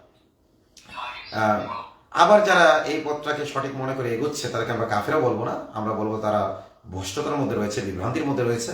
আল্লাহ তাআলা তাদেরকে হেদায়েত দান করুন, তাদের গুমরাহ থেকে ফিরে আসার তৌফিক দান করুন। কারণ এই গণতন্ত্রের অভিভাবক হলো কারা? বিজাতিরা। তো বিজাতি গণতন্ত্র দিয়ে কখনোই আমরা ইসলাম প্রতিষ্ঠা করতে পারবো না, বা ন্যায় ইসলাম প্রতিষ্ঠা দূরের কথা, ন্যূনতম ইনসাফ আমরা দ্বারা প্রতিষ্ঠা করতে পারবো না, ন্যায় আমরা প্রতিষ্ঠা করতে পারবো না। যুগে যুগে আমাদের রক্ত যাবে, জীবন যাবে, যেগুলো হয়ে আসছে। 1947 আমরা রক্ত দিয়েছি, তারপরে 1952-তে, তারপরে আপনার 1971-এ, 2024-এ, এরপরে আরো ছোটখাটো বিভিন্ন ঘটনায় রক্ত আমরা দিয়েছি। কিন্তু রক্ত দেওয়ার পরেও পরবর্তীতে সেই মানবরচিত আইন, ঘুরে ফিরে মানবরচিত আইন, তো মানবরচিত আইন, কারণ আল্লাহ বলেছেন ওয়ালা ইউহিতুনা বিশাইইন মিন ইলমিহি ইল্লা বিমা শাআ। আল্লাহ তাআলার জ্ঞান সমুদ্র থেকে মানুষ কিছুই আয়ত্ত করতে পারেন, তবে আল্লাহ যতটুকু চেয়েছেন ঠিক ততটুকু আয়ত্ত করতে পেরেছে। এই জন্য মানুষের জ্ঞান তো অসীম না, সসীম। তো সসীম জ্ঞান দিয়ে অসীম রবের সাথে পাল্লা দেওয়া, আসলে এটা তো নির্বুদ্ধিতা। তো আসলে যারা এটা এই পাল্লা দিচ্ছে তারা নিজেরাও বিভ্রান্তির মধ্যে রয়েছে এবং অটোমেটিক মানুষের উপর জুলুম করছে। তো যাই হোক, আমি কথা লম্বা করছি না। আমি যেটা বারবার ঘুরে ফিরে বোঝাতে চাচ্ছি যে মুমিন মরে একবার, মুনাফিক মরে বারবার। কারণ মুনাফিক তো আল্লাহর প্রতি বিশ্বাস রাখে না, তাকদীরের প্রতি তাকদীরও বিশ্বাস নেই, সে হলো সংশয়বাদী। তার ভিতরে রোগ রয়েছে, তার ভিতরে সংশয় রয়েছে। যদিও মুখে ইমানের কথা বলে, মুখে ইয়াকিনের কথা বলে, মুখে আকীদা বিশ্বাসের কথা বলে, কিন্তু তার হৃদয়ের ভিতরে আসলে কি নেই? ইয়াকিন নাই। যার কারণে তাকদীরের প্রতি তারা সম্পূর্ণ বিশ্বাস না করার কারণে, তাকদীরের প্রতি তারা সম্পূর্ণ বিশ্বাসটা আসলে না করার কারণে তারা ভয় পায়। কিন্তু মুমিন তো তাকদীরের উপর বিশ্বাস করে। আলহামদুলিল্লাহ, আলহামদুলিল্লাহ। আমি আমার বাসায় যখন ঘুমাই তখন আমি যতটা প্রশান্তি বোধ করি, আমি যখন গাড়িতে ঘুমাই তখনও ততটা প্রশান্তি বোধ করি। আমি গাড়িতে উঠে ঘুমাই যাই, ঠিক আছে। এরপরে আমি যখন মাহফিলে যাই আমার প্রশান্তি থাকে আলহামদুলিল্লাহ। হ্যাঁ, সুন্নাহ হিসেবে আমি আমার সাধ্যানুযায়ী প্রস্তুত থাকি। আমি আল্লাহর কাছে একটাই দোয়া করি, হে আল্লাহ আমার খনিকে যেন আমি নিজ হাতে হত্যা করতে পারি। এটা সবসময় আমি দোয়া করি, ঠিক আছে। কয়েকটা দোয়া আমি নিয়মিত করি, তার মধ্যে অন্যতম একটা দোয়া হলো, হে আল্লাহ আমি যেন আমার খনিকে নিজ হাতে দোয়া করতে পারি। যে আমাদের ওলামায়ে দেওবন্দের মধ্যে একজন ছিলেন, সম্ভবত শাহ ইসমাইল দেহলভী রহমতুল্লাহ আলাইহি, অথবা তার সহযোদ্ধা যিনি ছিলেন, তিনি কসম করেছিলেন এক ইংরেজকে তিনি হত্যা করবেন। তো ঘটনাক্রমে দেখা গেল তার কল্লা উড়িয়ে দিল এক কাফের, তরবারি দিয়ে তার কল্লা উড়িয়ে দেওয়ার পর তার যে ধর ছিল, এই ধরটা গিয়ে ওই কাফের কমান্ডারের কল্লা উড়িয়ে দিয়েছে। তিনি কসম করেছিলেন যে তিনি অমুক কমান্ডারকে কি করবেন? হত্যা করবেন। তো আল্লাহ তাআলা যদি মুমিনরা যদি কসম করে তাহলে আল্লাহ তাআলা কি করেন? মানে মুমিনের কসম পুরো করার ব্যবস্থা করে দেন। এই জন্য এতদিন তো আমি দোয়া করেছি, এতদিন তো আমি শুধু দোয়ার মধ্যে সীমাবদ্ধ ছিলাম যে আল্লাহ আমার হত্যাকারীকে যেন আমি হত্যা করতে পারি। এখন আমি একজন মুমিন হিসাবে, আমি যেহেতু তাগুত বর্জন করেছি, আমি একজন মুমিন হিসাবে আমি ওই রকমের ইমানদার না যে আমার কসম আল্লাহ তাআলা পুরা করতে বাধ্য। তবে আমি আশা করি আমি একজন মুমিন হিসাবে যদি কসম করে বসি, আল্লাহ তাআলা আমাকে নিরাশ করবেন না, ঠিক আছে। এবং এখন যে আমার চোখে পানি দেখছেন, এটা আসলে কারো ভয়ে না, এটা আল্লাহর ভয়ে। যে এভাবে ঠান্ডা মাথায় কসম করার মানেই যেন হলো আমি ওই পর্যায়ে ওই লেভেলে চলে গেছি, আমি কসম করলে আল্লাহ আমার কসম পুরো করবেনি। না, আমি আসলে ওই লেভেলে চলে যাইনি, আমার অনেক গুনাহ আছে, আমি অনেক অপরাধী, আল্লাহর কাছে অনেক অপরাধ করেছি, আল্লাহর কাছে আমি সবসময় ক্ষমা চাই, ইস্তেগফার করি। হ্যাঁ, আপনারা ইস্তেগফার করবেন, দুরূদ আদায় করবেন। ইস্তেগফার হলো লা ইলাহা ইল্লাল্লাহর তাকাজা, আর দুরূদ হলো মুহাম্মাদুর রাসূলুল্লাহর তাকাজা সাল্লাল্লাহু আলাইহি ওয়াসাল্লাম। এই বিষয়ে আল্লাহ চাইলে কেন তাকাজা, এই বিষয়ে ব্যাখ্যা অনেকদিন করবো। তো আমি যেটা বলতে চাই যে আমি হয়তো দুর্বল, আমার ইমান দুর্বল, কিন্তু আমি আশা করি যেহেতু আমার ইমানের সাথে আমি কম্প্রোমাইজ করিনি, আমি আল্লাহর প্রতি আস্থা ও বিশ্বাসের ব্যাপারে আমি কারোর সাথে কোনো বিষয়ের সাথে আপোষ করিনি। আমি গুনাহগার হতে পারি, তবে আল্লাহকে ভালোবাসার ব্যাপারে আমি দুনিয়ার কোনো কিছুর সাথে যেহেতু কম্প্রোমাইজ করি নাই, আমি যেহেতু আল্লাহ ও তার রাসূল সাল্লাল্লাহু আলাইহি ওয়াসাল্লামকে ভালোবাসি, আমার বিশ্বাস আমি যদি কসম করি আল্লাহ হয়তো এটা আমাকে দিয়ে পূরণ করাবেনি। তো আমি এখন দৃঢ়তার সাথে ওয়াল্লাহি বিল্লাহি তাল্লাহি, ওয়াল্লাহি বিল্লাহি তাল্লাহি, আমি আমার হত্যাকারীকে নিজ হাতে হত্যা করবো ইনশাআল্লাহ।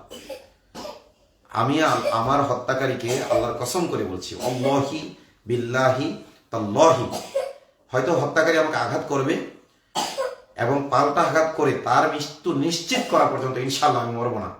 আল্লাহর কসম করে বলছি, আল্লাহর নামে শপথ করে বলছি, যে উগ্র হিন্দুত্ববাদী আসুক অথবা কোনো আওয়ামী লীগের দোসর আসুক, আমি আল্লাহর উপর ভরসা করে আমি আল্লাহর নামে কসম করছি, আমি দোয়া করছি এবং আবার কসম করছি, আল্লাহি বিল্লাহি তাল্লাহি, হে আল্লাহ আপনার পবিত্র নামের কসম করে বলছি, যারা আমাকে হত্যা করবে আমি আল্লাহর উপর ভরসা, আপনার উপর ভরসা করে বলছি, আমি অবশ্যই তাকে হত্যা করব। এর আগ পর্যন্ত আমি ইনশাআল্লাহ শেষ নিঃশ্বাস ত্যাগ করবো না। তো ব্যাস এটাই ছিল আপনাদেরকে পয়গাম দেওয়ার জন্য। তো আমার জন্য কেউ টেনশন করবেন না, চিন্তা করবেন না। পারলে আমাকে সাহস দেবেন এবং আমার নিরাপত্তার জন্য যতটুকু প্রস্তুত থাকা দরকার আমি সবসময় প্রস্তুত থাকি, ঠিক আছে? মানে এতটুকু প্রস্তুতি আমি সবসময় গ্রহণ করি এবং এটা বলতেছি আপনাদের জন্য যাতে আপনারাও প্রস্তুত থাকেন। মানে আমরা হয়তো আগ্নেয়াস্ত্র বহন করতে পারি না, এটা আমাদের সামর্থ্য নেই, কিন্তু এছাড়া আর অনেক কিছু আছে যেগুলো আমরা বহন করতে পারি। এগুলো এখন লাইভে এই জন্য বলবো না, তাহলে এর বিকল্প প্রোটেকশন নিয়ে হয়তো আমার হত্যাকারীরা আমার কাছে আসবে। এজন্য যত ধরনের প্রোটেকশন সম্পর্কে আমি জেনেছি এগুলো আমি সাবধান অনুযায়ী গ্রহণ করি এবং সামনেও আপনারা জানাবেন যে কত ধরনের প্রোটেকশন হতে পারে। আমাদের প্রত্যেকটা মুমিনের উচিত প্রোটেকশন গ্রহণ করা এবং বিশেষ করে আপনারা আওয়াজ তুলুন, হিন্দুরা যদি তারা ত্রিশূল রাখতে পারে, এটা যদি তাদের ধর্মীয় রাইটস হয়, তাহলে আমিও তরবারি রাখবো, এটা আমার ধর্মীয় রাইটস।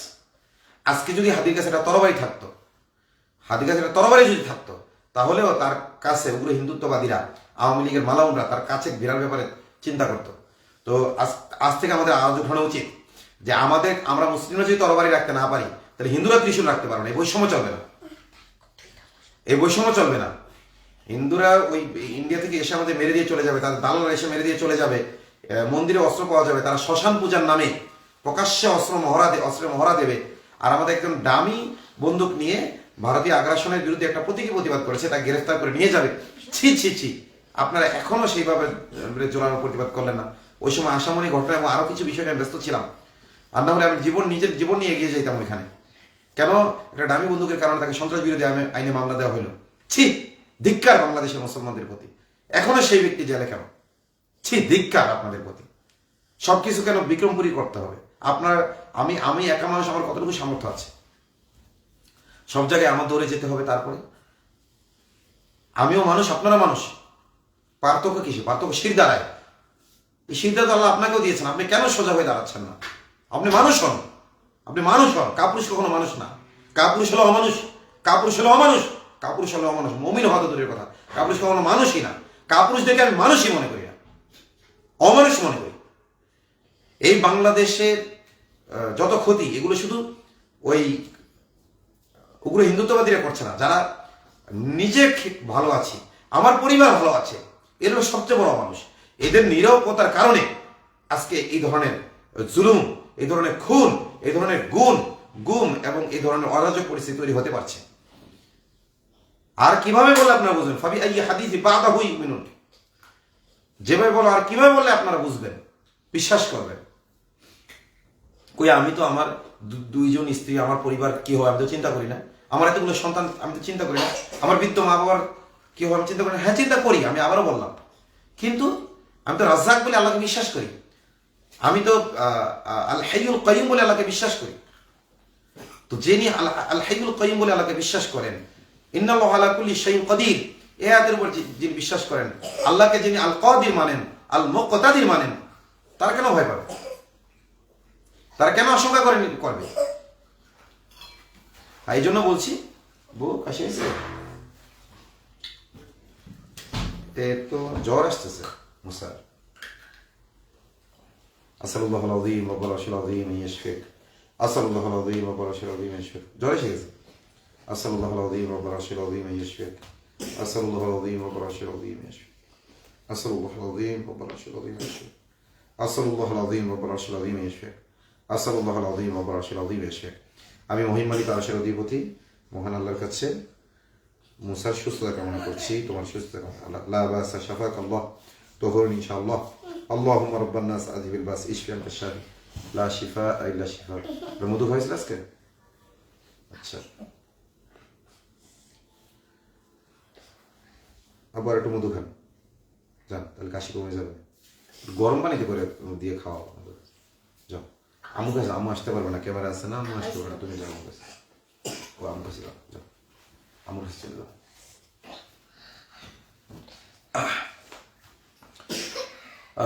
তো যাই হোক, অনেক কথা বললাম, এবং আমি বিশেষ করে দিনের দাওয়াত দিতে গিয়ে আপনাদের অনেকে সমালোচনা করতে গিয়ে হয়তো অতিরঞ্জন করে ফেলেছি।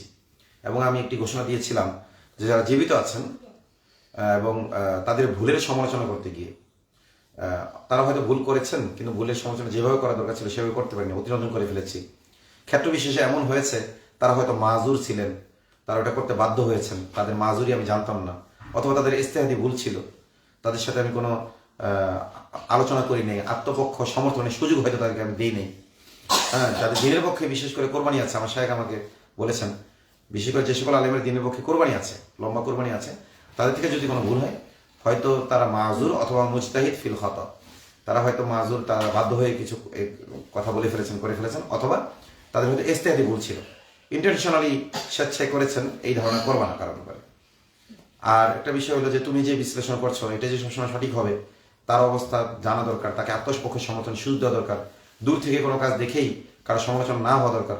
যেমন আমি অর্ণবের ঘটনাটা দিয়ে এটা বুঝি যে অর্ণবকে কিন্তু ফুলের মালা আসলে আমি দেই নাই, বরং আমি সেই ব্যক্তি যখন এটা নিয়ে মশলা হয় আমি বিরোধিতা করেছি। অর্ণবকে যখন সনম দিতে চাইলো, ফুলের মালা দিতে চাইলো, বরং আমি এটা বিরোধিতা করেছি, যে বলছি এটা তো শাহবাগীদের কালচার, কেন আমরা এটা করবো? তাকে আমরা দাওয়াত হিসেবে যে একটা কোরআন দিতে পারি, কোরআনের অনুবাদ দিতে পারি, দাওয়াত হিসেবে ফুলের মালা কেন দিতে হবে? তারপরে ফুল, সে তো পুরুষ মানুষ, সে তো নারী না, কেন এটা দিতে হবে? পরবর্তীতে যে তার শব্দটা ভাইরাল হলো, ওটা তো আমরা আগে জানতাম না এই ধরনের কোনো শব্দ, তারপরেও কিন্তু এটার বিরোধিতা আমি করেছিলাম ফুলের মালা দেওয়ার। কিন্তু আমি ওখানে উপস্থিত ছিলাম, আমি অন্যরা যেহেতু তাদের মতের উপর অটল ছিল, আমি এটা বেশি বাড়াবাড়িও করিনি, যেহেতু হারাম কোনো কাজ না। কিন্তু পরে দেখেন আমার নামে কিন্তু প্রচারিত হয়েছে যে এই কাজটা আমি করছি, আমি করাইছি, বা বিক্রমপুরীর মতো কোনো বন্ধু থাকলে শত্রুর দরকার নাই, আমাদের অনেক ইসলামপন্থীরা বলেছে, অনেকে তারা ভুল বুঝতে পেরেছে। তো আসলে সিচুয়েশনে যারা থাকে, বাইরে থেকে সমালোচনা করলে অনেক সময় সমালোচনা করে ফেলি যা বাস্তবতা না জেনে। তো ওই দিন আমার আসলে বুঝে এসেছে আসলে ময়দানে যারা থাকে আর ময়দানের বাইরে যারা থাকে, মানে স্টেডিয়ামে বসে যারা খেলা দেখে আর মাঠে যারা থাকে তার মধ্যে পার্থক্য থাকে। তারপরেও আমি সমালোচনার ঊর্ধ্বে না, বলে ঊর্ধ্বে না, হয়তো ওই দিন আমি আরো জোরালো বাধা দিলে এই ফুলের মালা দেওয়ার ঘটনা ঘটতো না, ঠিক আছে? তবে এটা আমার নিজের সিদ্ধান্ত ছিল না, এবং যারা করেছে তারা বলতে, এখনো তারা বলে যে আমরা তো কোনো হারাম কাজ করিনি, এবং আমরা ও মানে শাহবাগীরা ওকে পায়ে ধরাইছে, পায়ে ধরাই মাপ চাওয়াইছে, তারপরে শাহবাগীরা তাকে মারছে এবং মেয়েটার পায়ে ধরে মাপ চাওয়াইছে, হেনস্থা করছে বিভিন্নভাবে, এরপরে আনবেলেবল মানে জামিন অযোগ্য ধারায় তাকে কেন মামলা দিল? সুতরাং তারা যেহেতু অতিরঞ্জন করেছে, বাড়াবাড়ি করেছে, আমরাও তারা ফুলের মালা দিয়ে বাড়াবাড়ি করে ওইটা সমান সমান করবো। আসলে এই যুক্তিটা তারা সঠিক মনে করে এখনো অনেকে, তবে আমার কাছে মনে হয়েছে যে আমরা ওদের হাতে একটা হাতিয়ার তুলে দিয়েছি, সমালোচনার হাতিয়ার। এমনকি আমি গতকাল দেখলাম যে আমাদের হাদি ভাইও কি করেছে, এটার সমালোচনা দেখলাম একটা ভিডিওতে করেছে, এবং তার সমালোচনার যৌক্তিকতাও আছে। তো যাই হোক, যারা কাজ করবে তাদের থেকে ভুল হবে, যারা কাজ করে না, গ্যালারিতে থাকে, তাদেরকে ভুল হয়ও না। কিন্তু আমাদের সামনে থেকে আরো উত্তমভাবে যেন আমরা করতে পারি, আল্লাহ যতই বেঁচে আছে সে তৌফিক দান করেন। এবং যেটা বলছিলাম যে আমি এই ঘটনাটা যখন আমার সাথে ঘটলো তখন আমার মনে হয়েছে এরকম অনেকে ফিল্ডে থাকে, অনেক সময় অনেক কিছু ঘটে, তাদের উপরে এরকম দায় চলে যায় হয়তো, এটা আমার কাছে মনে হয়েছে। তো আমি সামনে থেকে বিশেষ করে ইসলামপন্থীদের এবং যারা বাংলাদেশ পন্থী আছে, যারা আমাদের সহযোদ্ধাদের সমালোচনার ব্যাপারে আমরা সতর্ক থাকবো ইনশাআল্লাহ। তবে আপনাদেরকে বলি যে তারপরে ইতিপূর্বে যে সকল আলেম ওলামাদের সমালোচনা করেছি, অথবা কোনো দিনী ভাইয়ের সমালোচনা করে ফেলেছি, কোনো মুসলিমের সমালোচনা করে ফেলেছি, হয়তো সমালোচনা সে হয়তো ভুল করেছে, আবার সমালোচনা করতে গিয়ে আমি হয়তো অতিরঞ্জন করে ফেলেছি, আল্লাহর রাস্তে আমাকে মাফ করে দিবেন। ইতিমধ্যে অনেকের সাথে আমার সরাসরি দেখা হয়েছে, যেমন মুফতি জসিমউদ্দিন রহমানী হাফিজাহুল্লাহ, তাকে আমি স্পষ্টই বলেছি এবং প্রকাশ্যে মাহফিলের মধ্যেই বলেছি যে আপনার সমালোচনা করতে গিয়ে কিছু ক্ষেত্রে আমি অতিরঞ্জন করে ফেলেছি, এই জন্য আমি ক্ষমা চেয়েছি। মৌলানা মামুনুল সাহেবের সাথে আমার দেখা হয়েছে, এবং উনি একটি বৈঠক, একটি ওই মহিবুল্লাহ ঘটনা যখন ঘটলো, ওই ঘটনা নিয়ে ওনার সাথে আমাদের কিছু আলোচনা হয়েছে, বৈঠক হয়েছে, এবং আমরা ওখানে কয়েকজন ছিলাম, তিনি শুধু আমার সাথেই কোলাকুলি করেছেন, কয়েকজন একটি প্রতিনিধি টিম ছিলাম। আলহামদুলিল্লাহ আমি ছিলাম সবচেয়ে জুনিয়র, কিন্তু তিনি ছিলেন আমার সাথে কোলাকুলি করেছেন এবং অনেক সাহস দিয়েছেন, উৎসাহ দিয়েছেন। এবং ওইটার ব্যাপারে কিছু কথাবার্তা তার সাথে হয়েছিল আমার। তো সেদিনও আমি ওনাকে বলেছি যে আপনার অনেক ভুলের সমালোচনা করতে গিয়ে আমি অতিরঞ্জন করে ফেলেছি, এই অতিরঞ্জন থেকে আমি তবাও করেছি, আপনিও এটা আমাকে ক্ষমা করে দিন। তখন উনি বললেন যে আপনি আমার নিয়ে কি বলেছেন আসলে তো আমি জানি না, হয়তো উনি ভদ্রতার খাতিরে এটা বলেছেন অথবা আসলে উনি জানেন না। তো এরকম ভাবে যারা জীবিত আছেন চলার পথে আসলে এটার জন্য যে আলাদা সফর করা, আমি এত দিনই কাজে ব্যস্ত যে আলাদা সফর করার জন্য সময় বের করতে পারছি না, কিন্তু চলার পথে হয়তো এরকম দেখা হতে থাকবে আলাদের সাথে, যাদের নাম ধরে আমি সমালোচনা করেছি সবার কাছ থেকেই আমি হ্যাঁ যৌক্তিক সমালোচনা, যেটা তারা ভুল করেছে ওইটাকে সঠিক বলছি আমি তা না, কিন্তু সমালোচনা করতে গিয়ে যে আদাবুল ইখতিলাফ এটা হয়তো আমি রক্ষা করতে পারিনি। তো এটার জন্য ক্ষমা চাই, আমার ক্ষমা করে দেবেন। এবং আমি এখনো বেঁচে আছি, কেউ যদি আমার কাছে পাওনা থাকেন, টাকা পয়সা পাওনা থাকেন, এটা আমার থেকে নিয়ে নেন। এবং বিশেষভাবে আমি অনেকের লেনদেনের মধ্যস্থতা করেছি, কারণ হাদি গুলি খেয়েছে, আমি যে খাবো না একটু কোনো গ্যারান্টি নাই। আমি অনেকের আওয়াজ করো না মোহাম্মদ, তুমি ঘুমাইতে গেলে এখন তো যাই খেলা শুরু করছো। তো আমি আলহামদুলিল্লাহ আমার হাতে অনেক দিনী ভাইদের পারস্পরিক লেনদেন হয়েছে, কোনো ধরনের ডকুমেন্ট নেই, কিছু নেই। আমি হয়তো পোস্ট দিয়েছি একদিন দিনী ভাই 1 লাখ টাকা দরকার, 2 লাখ টাকা দরকার, কেউ যে দিতে চান আমি জিম্মাদার থাকবো। আলহামদুলিল্লাহ ওই দিনী ভাইয়ের সঠিক সময় শোধ করে দিয়েছেন আমার জিম্মাদারিতে। তো এরকম এখনো দু একটা কিছু বিচ্ছিন্ন ঘটনাও আছে, অনেক দিনী ভাই টাকা শোধ করতে পারেন নাই, কেউ ইচ্ছা করেই শোধ করেন নাই, সেগুলো আমার শোধ করা লাগছে। হ্যাঁ কিছু ক্ষেত্রে আমি নিজেই শোধ করেছি, কিছু ক্ষেত্রে কিছু দিনী ভাই আমাকে সহযোগিতা করেছেন, তার সহযোগিতায় আমি সেগুলো শোধ করে ফেলেছি আলহামদুলিল্লাহ। ব্যক্তিগতভাবে আমার মনে হয় যে আমি ঋণ আছি কারো কাছে, তারপর আমি ভুলে যেতে পারি, ভুল হওয়াটা স্বাভাবিক। যদি আমি কারো কাছে ঋণই থেকে থাকি, আমি অলরেডি অনেক ঋণ শোধ করতেছি আলহামদুলিল্লাহ, করে দিয়েছি। ব্যক্তিগতভাবে যদি আমি কারো কাছে ঋণই থেকে থাকি তাহলে অবশ্যই আমার থেকে আদায় করবেন। আর আমি যে ঋণ লেনদেনের মধ্যস্থতা করেছি তারাও যোগাযোগ করবেন আমার সাথে, ঠিক আছে? আমার ডায়েরিটা আমি পাচ্ছি না, মানে কিছু তো লেখা আছে আর কিছু তো মনেই আছে মোটামুটি। তারপরেও যারা টাকা পান তারা যোগাযোগ করবেন এবং এটা শেয়ার করবেন। আমার আগের পেজটা যেহেতু নাই, অনেক ফলোয়াররা হয়তো নাও থাকতে পারে আমার এখানে।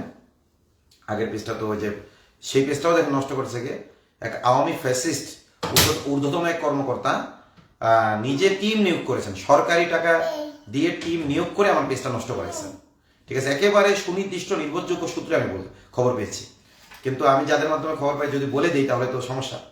হ্যাঁ তখনও পেজ নষ্ট হয়নি, কিন্তু আমাকে আগেই জানিয়ে দেওয়া হয়েছে যে আপনার পেজ নষ্ট করার জন্য টিম নিয়োগ দেওয়া হয়েছে, সুতরাং আপনি এটা আপনার মতো প্রোটেকশন নেন। কিন্তু আসলে প্রোটেকশন নিয়েছি, সরকারি সাইবার টিম যদি কারো পিছনে লাগে তার পেজ আর কতক্ষণ থাকবে, তারপর তো নতুন পেজ খোলা হচ্ছে এটা।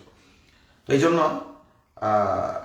যদি কোনো কেউ এমন থেকে থাকেন আপনারা এই লাইভটা শেয়ার করবেন এবং এই অংশটুকু আপনারা একটু আলাদা প্রচার করতে পারেন যে আমার কাছে যারা ঋণ, আমি যাদের কাছে ঋণী আছি অথবা আমার মধ্যস্থতায় যারা ঋণ দিয়েছেন তারা যোগাযোগ করবেন। এটা আমি দ্রুত, আমি যেটা ঋণ আছে আমি পরিশোধ করে দেবো, এবং যদি আমার মধ্যস্থতায় অন্য কেউ ঋণ নিয়ে থাকে ওখান থেকেও আমি টাকা আদায় করে অথবা যেভাবে হোক আমি এই ঋণগুলো শোধ করে যেতে চাই, যাতে আমার মৃত্যুর পরে কেউ এই কথা বলতে না পারে যে বিক্রমপুরীর কাছে আমরা টাকা পাই। হাদিসে আছে ইউগফারুল শাহিদি কুল্লু দামির ইল্লাদ দাইন, শহীদের সকল গুনাহ ক্ষমা করে দেওয়া হয়, ঋণের গুনাহ ক্ষমা করা হয় না। যেটা সে বান্দার কাছে ঋণ থাকে আখিরাতে তার সওয়াবের মাধ্যমে এটাকে সে পূরণ করে নেবে। খুব ভয়ানক ব্যাপার। আমার ওরকম আমলও নেই, আমার যেটুকু টুটাফাটা আমল আছে সবও যদি আমরা নিয়ে যায় তাহলে আমি আখিরাতে বেড়া পার হবো কিভাবে? এই জন্য যদিও শাহাদাতের মাধ্যমে আমি হয়তো আল্লাহর নাফরমানি যা করেছি সেটা মাপ পাবো, কিন্তু বান্দার হক তো আমি মাপ পাবো না। এজন্য যদি টাকা পয়সা ঋণ থাকে মাফ করে দেবেন, আর যদি কাউকে কোনো কটূক্তি করে থাকি তিনিও মাফ করে দেবেন, অথবা পাল্টা কটূক্তি আমাকে করে দেন, এটারও সুযোগ আছে। এবং মানে কাউকে যদি কোনো আঘাত করে থাকি পাল্টা আঘাত আমাকে করে দেন, এটারও সুযোগ আছে। ক্ষমা করে দেন, এটাই চাই, আমি দুর্বল মানুষ। আর যদি প্রতিশোধ নিতে চান এটারও অনুমতি দিলাম আমি।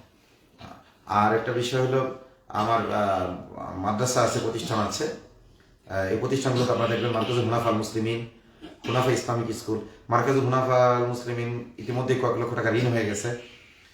আমি বিভিন্ন কাজে ব্যস্ত থাকায় এবং যেটুকু আমি হাদিয়া পাই এগুলো বিভিন্ন কাজে খরচ হয়ে যাওয়ায় ওই ঋণগুলো এখনো শোধ করতে পারছি না। যদি শুধু মাদ্রাসা নিয়ে থাকতাম তাহলে হয়তো এতদিন শোধ হয়ে যেত। আরও বিভিন্ন দিনই কাজের সাথে আমি জড়িত আছি, আপনারা জানেন। এবং আমরা দোয়া করেন যে এটা তো আমার ব্যক্তিগত ঋণ না, সুতরাং এটা আমি ভয় পাচ্ছি না, কারণ আমি মারা গেলেও হিসাব থাকবে, পরবর্তী যিনি প্রিন্সিপাল হবেন দিনই অনুদানের মাধ্যমে এটা শোধ করবে। তবে এটাও উত্তম হয় আমি বেঁচে থাকতেই যদি এটা শোধ করে যেতে পারি। তো যাই হোক, আমাদের আরেকটা প্রতিষ্ঠান আছে দারুস সুন্নাহ কিন্ডারগার্টেন, আমার জানা মতে সেখানে কোনো ঋণ নেই, যদিও ওইটার পুরো আয়ের হিসাব আমার কাছে নাই। এরপর সুমাইয়া রাদিয়াল্লাহু তাআলা আনহা মহিলা মাদ্রাসা, সেটার পাশে আপনারা থাকবেন। হাফিজ সিদ্দিকী কোরআন শিক্ষা কেন্দ্র, এটার পাশে আপনারা থাকবেন। যদি এটার কার্যক্রম স্থগিত আছে, তবে এটা শীঘ্রই কার্যক্রম শুরু হবে। এবং হুনাফা মক্তব পরিষদ আমরা শুরু করেছিলাম, এটা এখনো ওই পর্যায়ে আমরা নিতে পারিনি, কারণ মক্তবগুলো বন্ধ হয়ে যাচ্ছে। মক্তবগুলোকে আবার, বিশেষ করে যশোরের প্রত্যন্ত অঞ্চলের মক্তবগুলোকে আবার কিভাবে এটা তাজা করা যায়, হুনাফা মক্তব পরিষদকে আপনারা এগিয়ে নেবেন। এবং মুসলিমদের যে দুটো সংগঠন, বৈষম্যহীন কারামুক্তি আন্দোলন, এটা হলো কারাবন্দীদের মুক্তির জন্য, প্রিজনার্স রাইট মুভমেন্ট যেটা, এটার পাশে আপনারা থাকবেন। আজাদী আন্দোলন বাংলাদেশ, এটার উদ্দেশ্য হলো লিনুখরিজাল ইবাদাতিল্লাহ, মানুষকে, একটা মানুষ যেন মানুষের দাসত্ব থেকে বের হয়ে আল্লাহর দাস হওয়ার স্বাধীনতা অর্জন করতে পারে। এটাই আমাদের আজাদী আন্দোলনের লক্ষ্য। ইসলামোফোবিয়া যেন না থাকে সমাজে, ইসলাম পালন করার কারণে যেন কেউ বৈষম্যের শিকার না হয়, ঠিক আছে? এবং সেটা তখনই সম্ভব যখন খেলাফত প্রতিষ্ঠা হবে। তার আগ পর্যন্ত আমরা কি বসে থাকবো না। এই আজাদির লড়াই আমাদের চলতে থাকবে। এবং আজাদির সন্তানরা, আবারও বলছি, মানে আজাদি শব্দটা আমার অনেক প্রিয়, এজন্য আজাদি আন্দোলন নামেই আমি সংগঠনটি করেছি এবং অনেক ইস্তেখারা করেছি এবং অনেক মুরব্বীদের দোয়া আছে এই সংগঠনের প্রতি। আমি ব্যক্তিগতভাবে অনেক মুরব্বীদেরকে এটা জানাইছি যে এই নামে করতে চাই, তারাও খুশি হয়েছেন, কারণ ব্রিটিশ বিরোধী আন্দোলন কিন্তু আজাদি আন্দোলনই ছিল। এবং বাংলাদেশে যেহেতু এখন এটা এই নামে কোনো সংগঠন নাই, এবং দুর্ভাগ্যজনক হইল আমাদের আজাদি আন্দোলন পেজ প্রায় 1.5 লক্ষ ফলোয়ার ছিল, এই পেজটাও নষ্ট হয়ে গেছে। আমরা আরেকটা পেজ খুলেছি, এটা পাবলিশ করি নাই, সেই পেজটা পাবলিশ করবো, আপনারা ইনশাল্লাহ ওইটার সাথেও যুক্ত থাকবেন। তো আমি যেটা বললাম, আমার দুইটা মুসলিমদের সংগঠন হলো বৈষম্যহীন কারামুক্তি আন্দোলন, আজাদী আন্দোলন বাংলাদেশ। এই সংগঠন দুইটাকে আমি আমার সন্তানের মতো ভালোবাসি, আমার সন্তানকে যেভাবে ভালোবাসি এই সংগঠনগুলোকেও ওইভাবেই ভালোবাসি। তারপরে আমার যে মাদ্রাসাগুলো রয়েছে, আমার মাদ্রাসা ওস্তাদরা রয়েছে, ছাত্ররা রয়েছে, শিক্ষক শিক্ষিকারা রয়েছে, এগুলোর প্রতি আপনারা লক্ষ্য রাখবেন। আমি মারা যাওয়ার পরে আপনারা এগুলোকে চালিয়ে নেবেন, যাতে কবে আমি সদকায় জারিয়া পেতে পারি, এগুলো যেন বন্ধ না হয়ে যায়। এবং বিশেষ করে আমার যে পরিবার, আপনারা জানেন আমার 2জন স্ত্রী রয়েছে, সন্তান রয়েছে, আমার মা বাবা রয়েছে। আমি মানে কারাগারে যখন গিয়েছিলাম হাসিনা আমলে, যখন আমাকে ধরে নিয়ে যায়, তখন আমি লাইভ করেছিলাম, তখন বলেছিলাম যে আমি তো চলে যাচ্ছি, হয়তো আমি আর ফিরে আসবো না। লাইভে আমি বলেছিলাম আমার পরিবারের পাশে আপনারা থাকবেন। আলহামদুলিল্লাহ আমি কারাগারে থাকা অবস্থায় আমার পরিবারের একদিনও না খেয়ে থাকতে হয়নি, একদিনও অচিকিৎসায় ভুগতে হয়নি। দিনী ভাইয়েরা দূর দূরান্ত থেকে আমার পরিবারের, মানে কে যে দায়িত্ব নিয়েছে, আমার পরিবার এখনো চেনে না তাদেরকে, আমিও তাদেরকে চিনি না। হ্যাঁ, হয়তো যারা আমার আগে থেকে পরিচিত ছিল তাদেরকে চিনি, কিন্তু যারা আমার পরিবারের পাশে তখন দাঁড়িয়েছিল তাদের কাউকে আমি চিনি না। আল্লাহ তাআলা তাদেরকে উত্তম বিনিময় দান করুন, ঠিক আছে, উত্তম বিনিময় দান করে। এবং আমি মনে করি পরবর্তীতেও তারা পাশে থাকবে, এবং আল্লাহ তাআলা তো আছেন। এগুলো আমি সব দারুল আসবাব, দুনিয়া দারুল আসবাব, সেই হিসাবে কথাগুলো বলে যাচ্ছি, পরবর্তীতে হয়তো বলার সুযোগ পাবো কিনা জানি না, দুনিয়া দারুল আসবাব সেই হিসেবে বলছি। তো আপনারা যেমনভাবে আমার প্রতিষ্ঠানগুলোর প্রতি লক্ষ্য রাখবেন, আমার ফ্যামিলির প্রতিও আপনারা লক্ষ্য রাখবেন। এবং আপনারাও যদি চান যে আপনাদের সন্তানদের প্রতি কেউ লক্ষ্য রাখুক আপনাদের মৃত্যুর পর, তাহলে আপনাদের এটা করতে হবে। কারণ আল্লাহ তাআলা কোরআনে বলেছেন, যেমন আমি যদি চাই আমার মৃত্যুর পরে আমার সন্তানদেরকে কেউ দেখাশোনা করুক, তাহলে আমার এখন উচিত হইল আমি অন্য যেই শহীদ ভাইয়েরা আছে, কারাবন্দী ভাইয়েরা আছে, তাদের পরিবারকে যেন আমি দেখাশোনা করি। আল্লাহ তাআলা কোরআনে বলেছেন, যারা আশঙ্কা করে যে তারা মারা গেলে তাদের ছোট ছোট সন্তানদের কি হবে, তারা যেন ইয়াতিমের খেদমত করে। তো এই জন্য আমি সেই আশায় আমি একটি প্রাতিষ্ঠানিকভাবে একটি এতিমখানা করার ইচ্ছা আমার রয়েছে, যদি আল্লাহ আমাকে হায়াত রাখেন। অথবা আপনারা আমার পক্ষ থেকে আমার যে মার্কাজুল হুনাফাল মুসলিমিন, এই মার্কাজুল হুনাফাল মুসলিমিনের আওতায় একটি এতিমখানা করার পরিকল্পনা রয়েছে। এমনিতেও আমাদের মাদ্রাসায় এতিম গরিব ছাত্র থাকেই, ঠিক আছে, কিন্তু মানে একেবারে আলাদাভাবে একেবারে এতিমদের যেন এমনি যাদের বাপ মা আছে তাদের চাইতেও যেন এতিমরা খুব ভালো থাকে, ভালো খায়, ভালো পড়ে, তাদের ভালো আদর, ভালো শাসন যেন তারা পায়, ঠিক আছে। কারণ বাংলাদেশে দেখবেন এতিম সন্তানরা বেশিরভাগ নষ্ট হয়ে যায়, কারণ হলো শাসন করার মতো বাবা থাকে না। তো এতিমরা যথেষ্ট আদর, যথেষ্ট শাসন পাওয়ার জন্য যেন একটা এতিমখানা আমি করে যেতে পারি, বা অন্তত ভিত্তিপ্রস্তর স্থাপন করতে পারি, এটা আল্লাহর কাছে আশা করি। অথবা মার্কাজুল হুনাফাল মুসলিমিনের তত্ত্বাবধানে আপনারা এটা করবেন, দিনী ভাইয়েরা যারা রয়েছেন যেভাবে যুক্ত রয়েছে। এখানে আরেকটা কথা বলে দিচ্ছি যে আপনারা জানেন যে 5 আগস্টের পরে মার্কাজুল মুনাফার মুসলিমিনের জমি আমাদের হাতছাড়া হয়ে গেছে। এই নিয়ে আমাদের কয়বার তৃতীয়বারের মতো স্থান, মানে দ্বিতীয়বারের মতো স্থান পরিবর্তন করে আমরা তৃতীয় জায়গায় আছি। হাসিনার আমলে একবার আমরা মাজলুম হয়েছিলাম, সেখানে আমাদের যেখানে মাদ্রাসা ছিল সেখান থেকে উচ্ছেদ হয়ে আমরা আরেক জায়গায় এসেছি। জানেন আপনার লীগের আমলে আমাকে যখন কারাগারে নিয়ে যায় তখন আমাদের ছাত্রদেরকে সেখান থেকে বের করে দিয়েছিল। পরে ছাত্ররা গাছতলায় এসে পড়াশোনা শুরু করে এবং সেখানে আলহামদুলিল্লাহ আল্লাহর রহমতে সেখানে ঘর হয়ে যায়। পরে আমি কারাগার থেকে আসার পরে তারা বলেছিল অক্ষ করে দিবে, কিন্তু তারা আমাদের সাথে প্রহসন করেছিল এবং এটা ছিল তাদের একটা প্রতারণা। পরবর্তীতে তারা সে অক্ষটা করেনি এবং তারা আমাদেরকে গণতন্ত্রের দিকে ধাবিত করতে চেয়েছে চাপ দিয়ে, যার কারণে আমরা ওখান থেকেও সরে এসেছি। তো এখন আমরা তৃতীয় কোথাও আছি, সেখানে ঘর ভাড়া নিয়ে আছি। আপনারা দোয়া করবেন আমার জীবদ্দশাতেই যাতে একটা স্থায়ী জায়গার ব্যবস্থা হয়ে যায়। স্থায়ী যদি আমার মাদ্রাসা জমির ব্যবস্থা হয়ে যায় তখন আমার ছাত্র হয়তো টিকবে, ওস্তাদরা হয়তো ওখানে টিকবে, কারণ ভাড়া জায়গায় কতটুকু তারা টিকবে। কিন্তু আমার যদি স্থায়ী একটা জায়গা তাদেরকে আমি দিয়ে যেতে পারি, এটার জন্য আল্লাহ তাআলা আমাকে তৌফিক দান করেন। এবং আমার আশা হলো মার্কাজুল মুনাফাল মুসলিমের একটা শাখা মুনাফা ইসলামিক স্কুলের নামে সারা দেশে এটা করা। আল্লাহ তাআলা আমাকে তৌফিক দান করেন। আরও অনেক কিছুর পরিকল্পনা আমার রয়েছে, কিন্তু হায়াতে বাঁচতে তো হবে। কিন্তু যদি না বাঁচি, এগুলো আপনাদেরকে আমি ওসিয়ত করে গেলাম, এই কাজগুলো আমি আশা করি আপনারা করবেন। মোহাম্মদ আওয়াজ করো না। তো যাই হোক, আমি যা কিছু বলেছি তাও আল্লাহ আপনাদেরকে উপলব্ধি করার তৌফিক দান করেন, এবং যা বলা এই মতো উচিত ছিল বলতে পারছি না সেটাও উপলব্ধি করার তৌফিক দান করেন। আসলে হাদি মৃত্যুর আগে বারবার মৃত্যুর কথা বলতো, আমারও মৃত্যুর কথা মনে পড়ে। হ্যাঁ, এই জন্য আমিও বলছি।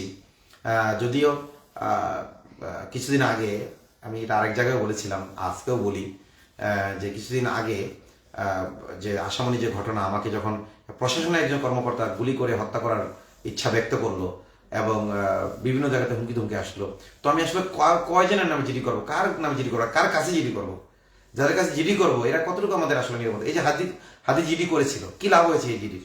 এবং হাদি নিজেও বলেছে আমি জানি যে জিডিতে কোনো লাভ হবে না, এরা আমাদের নিরাপত্তা দিবে না, তবুও জিডিটা করতেছে এই জন্য যে মানুষ বলবে জিডি করে নাই কেন, যদি আসলে হুমকি পেয়েই থাকে।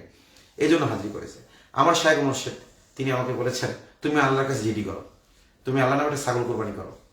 তো আমি আলহামদুলিল্লাহ আল্লাহ নামে একটা ছাগল কোরবানি করেছি, হয়তো আল্লাহ কবুল করেছেন। আমার কোন এক স্ত্রী, দুই স্ত্রীর মধ্যে একজন স্বপ্নে দেখেছেন যে সে এবং আমি রাজকীয় পোশাক পরে একটা সিঁড়ি দিয়ে উপরের দিকে যাচ্ছি। তো যাওয়া অবস্থায় সিঁড়ির মধ্যে একটা সাপ এসেছে, ওই সাপটা আমি দেখে ভয় পাচ্ছি, সেও ভয় পাচ্ছে। একটা পর্যায়ে আমি সাপটা মেরে সিঁড়ি থেকে ফেলে দিয়েছি। এরপরে আমি সিঁড়ি দিয়ে আরও উপরে উঠেছি, আরও উপরে উঠেছি। একটা পর্যায়ে উঠতে চাচ্ছি, তখন উপর থেকে আওয়াজ এসেছে এখনো সময় হয়নি, ফিরে যাও। তখন আমি নাকি আমার স্ত্রীকে বলতেছিলাম যে আমি যদি কি বলি, মানে আমি বলতেছিলাম এরকম যে আমাকে বারবার এরকম ডাকা হয়, বারবার ডাকা হয়, কিন্তু প্রত্যেকবার আমাকে এভাবে ফিরিয়ে দেয়, আমাকে উপরে নেয় না। তো যাই হোক, আমি তার এই স্বপ্নটা শোনার পরে ব্যাখ্যাটা আসলে এটাই করেছি যে হয়তো আল্লাহ তাআলা এই যে দিনের কাজে যখন আমি বের হই, তখন তো আমি শাহাদাতের নিয়তেই বের হই, আমি যে কোনো সময় শহীদ হতে পারি এটা জেনেই আমি বের হই, এটা মনে করি আমি বের হই। তো এটাই আল্লাহর পক্ষ, কারণ এই ডাকটা তো আল্লাহর পক্ষ থেকেই। কিন্তু এখনো হয়তো মৃত্যুর সময় হয়নি, এই জন্য আমাকে ফেরত দেওয়া হয়েছে। কিন্তু কতটুকু সময়ের জন্য ফেরত দেওয়া হয়েছে এটা তো আমরা জানি না, এটা তো আমরা জানি না। একটা ইন্টারেস্টিং আয়াত মনে পড়লো আমার এই মুহূর্তে। আল্লাহ তাআলা কোরআনে বলেছেন যে আল্লাহ তাআলা কোরআনে বলেছেন, ফাতেমা আমার ওই মোবাইলটা দাও তো, আমি তো হাফেজ না, যে হুয়াল্লাযী ইয়াতাওয়াফাল আনফুসা হিনা মাউতিহি, আল্লাহ তাআলা মানুষের মৃত্যুর সময় জান কবজ করেন। আল্লাহ তাআলা ওয়াল্লাযী লাম তামুত ফি মানামিহি, এবং মানুষ যখন মৃত্যুবরণ করে না তখন ঘুমন্ত অবস্থায় আল্লাহ তাআলা জান কবজ করেন। সুবহানাল্লাহ। তাহলে জান মানে যে মারা গেল তার জানই যে কবজ হয় তা না, আমরা যারা ঘুমাই ঘুমন্ত অবস্থায়ও আল্লাহ জান কবজ করেন।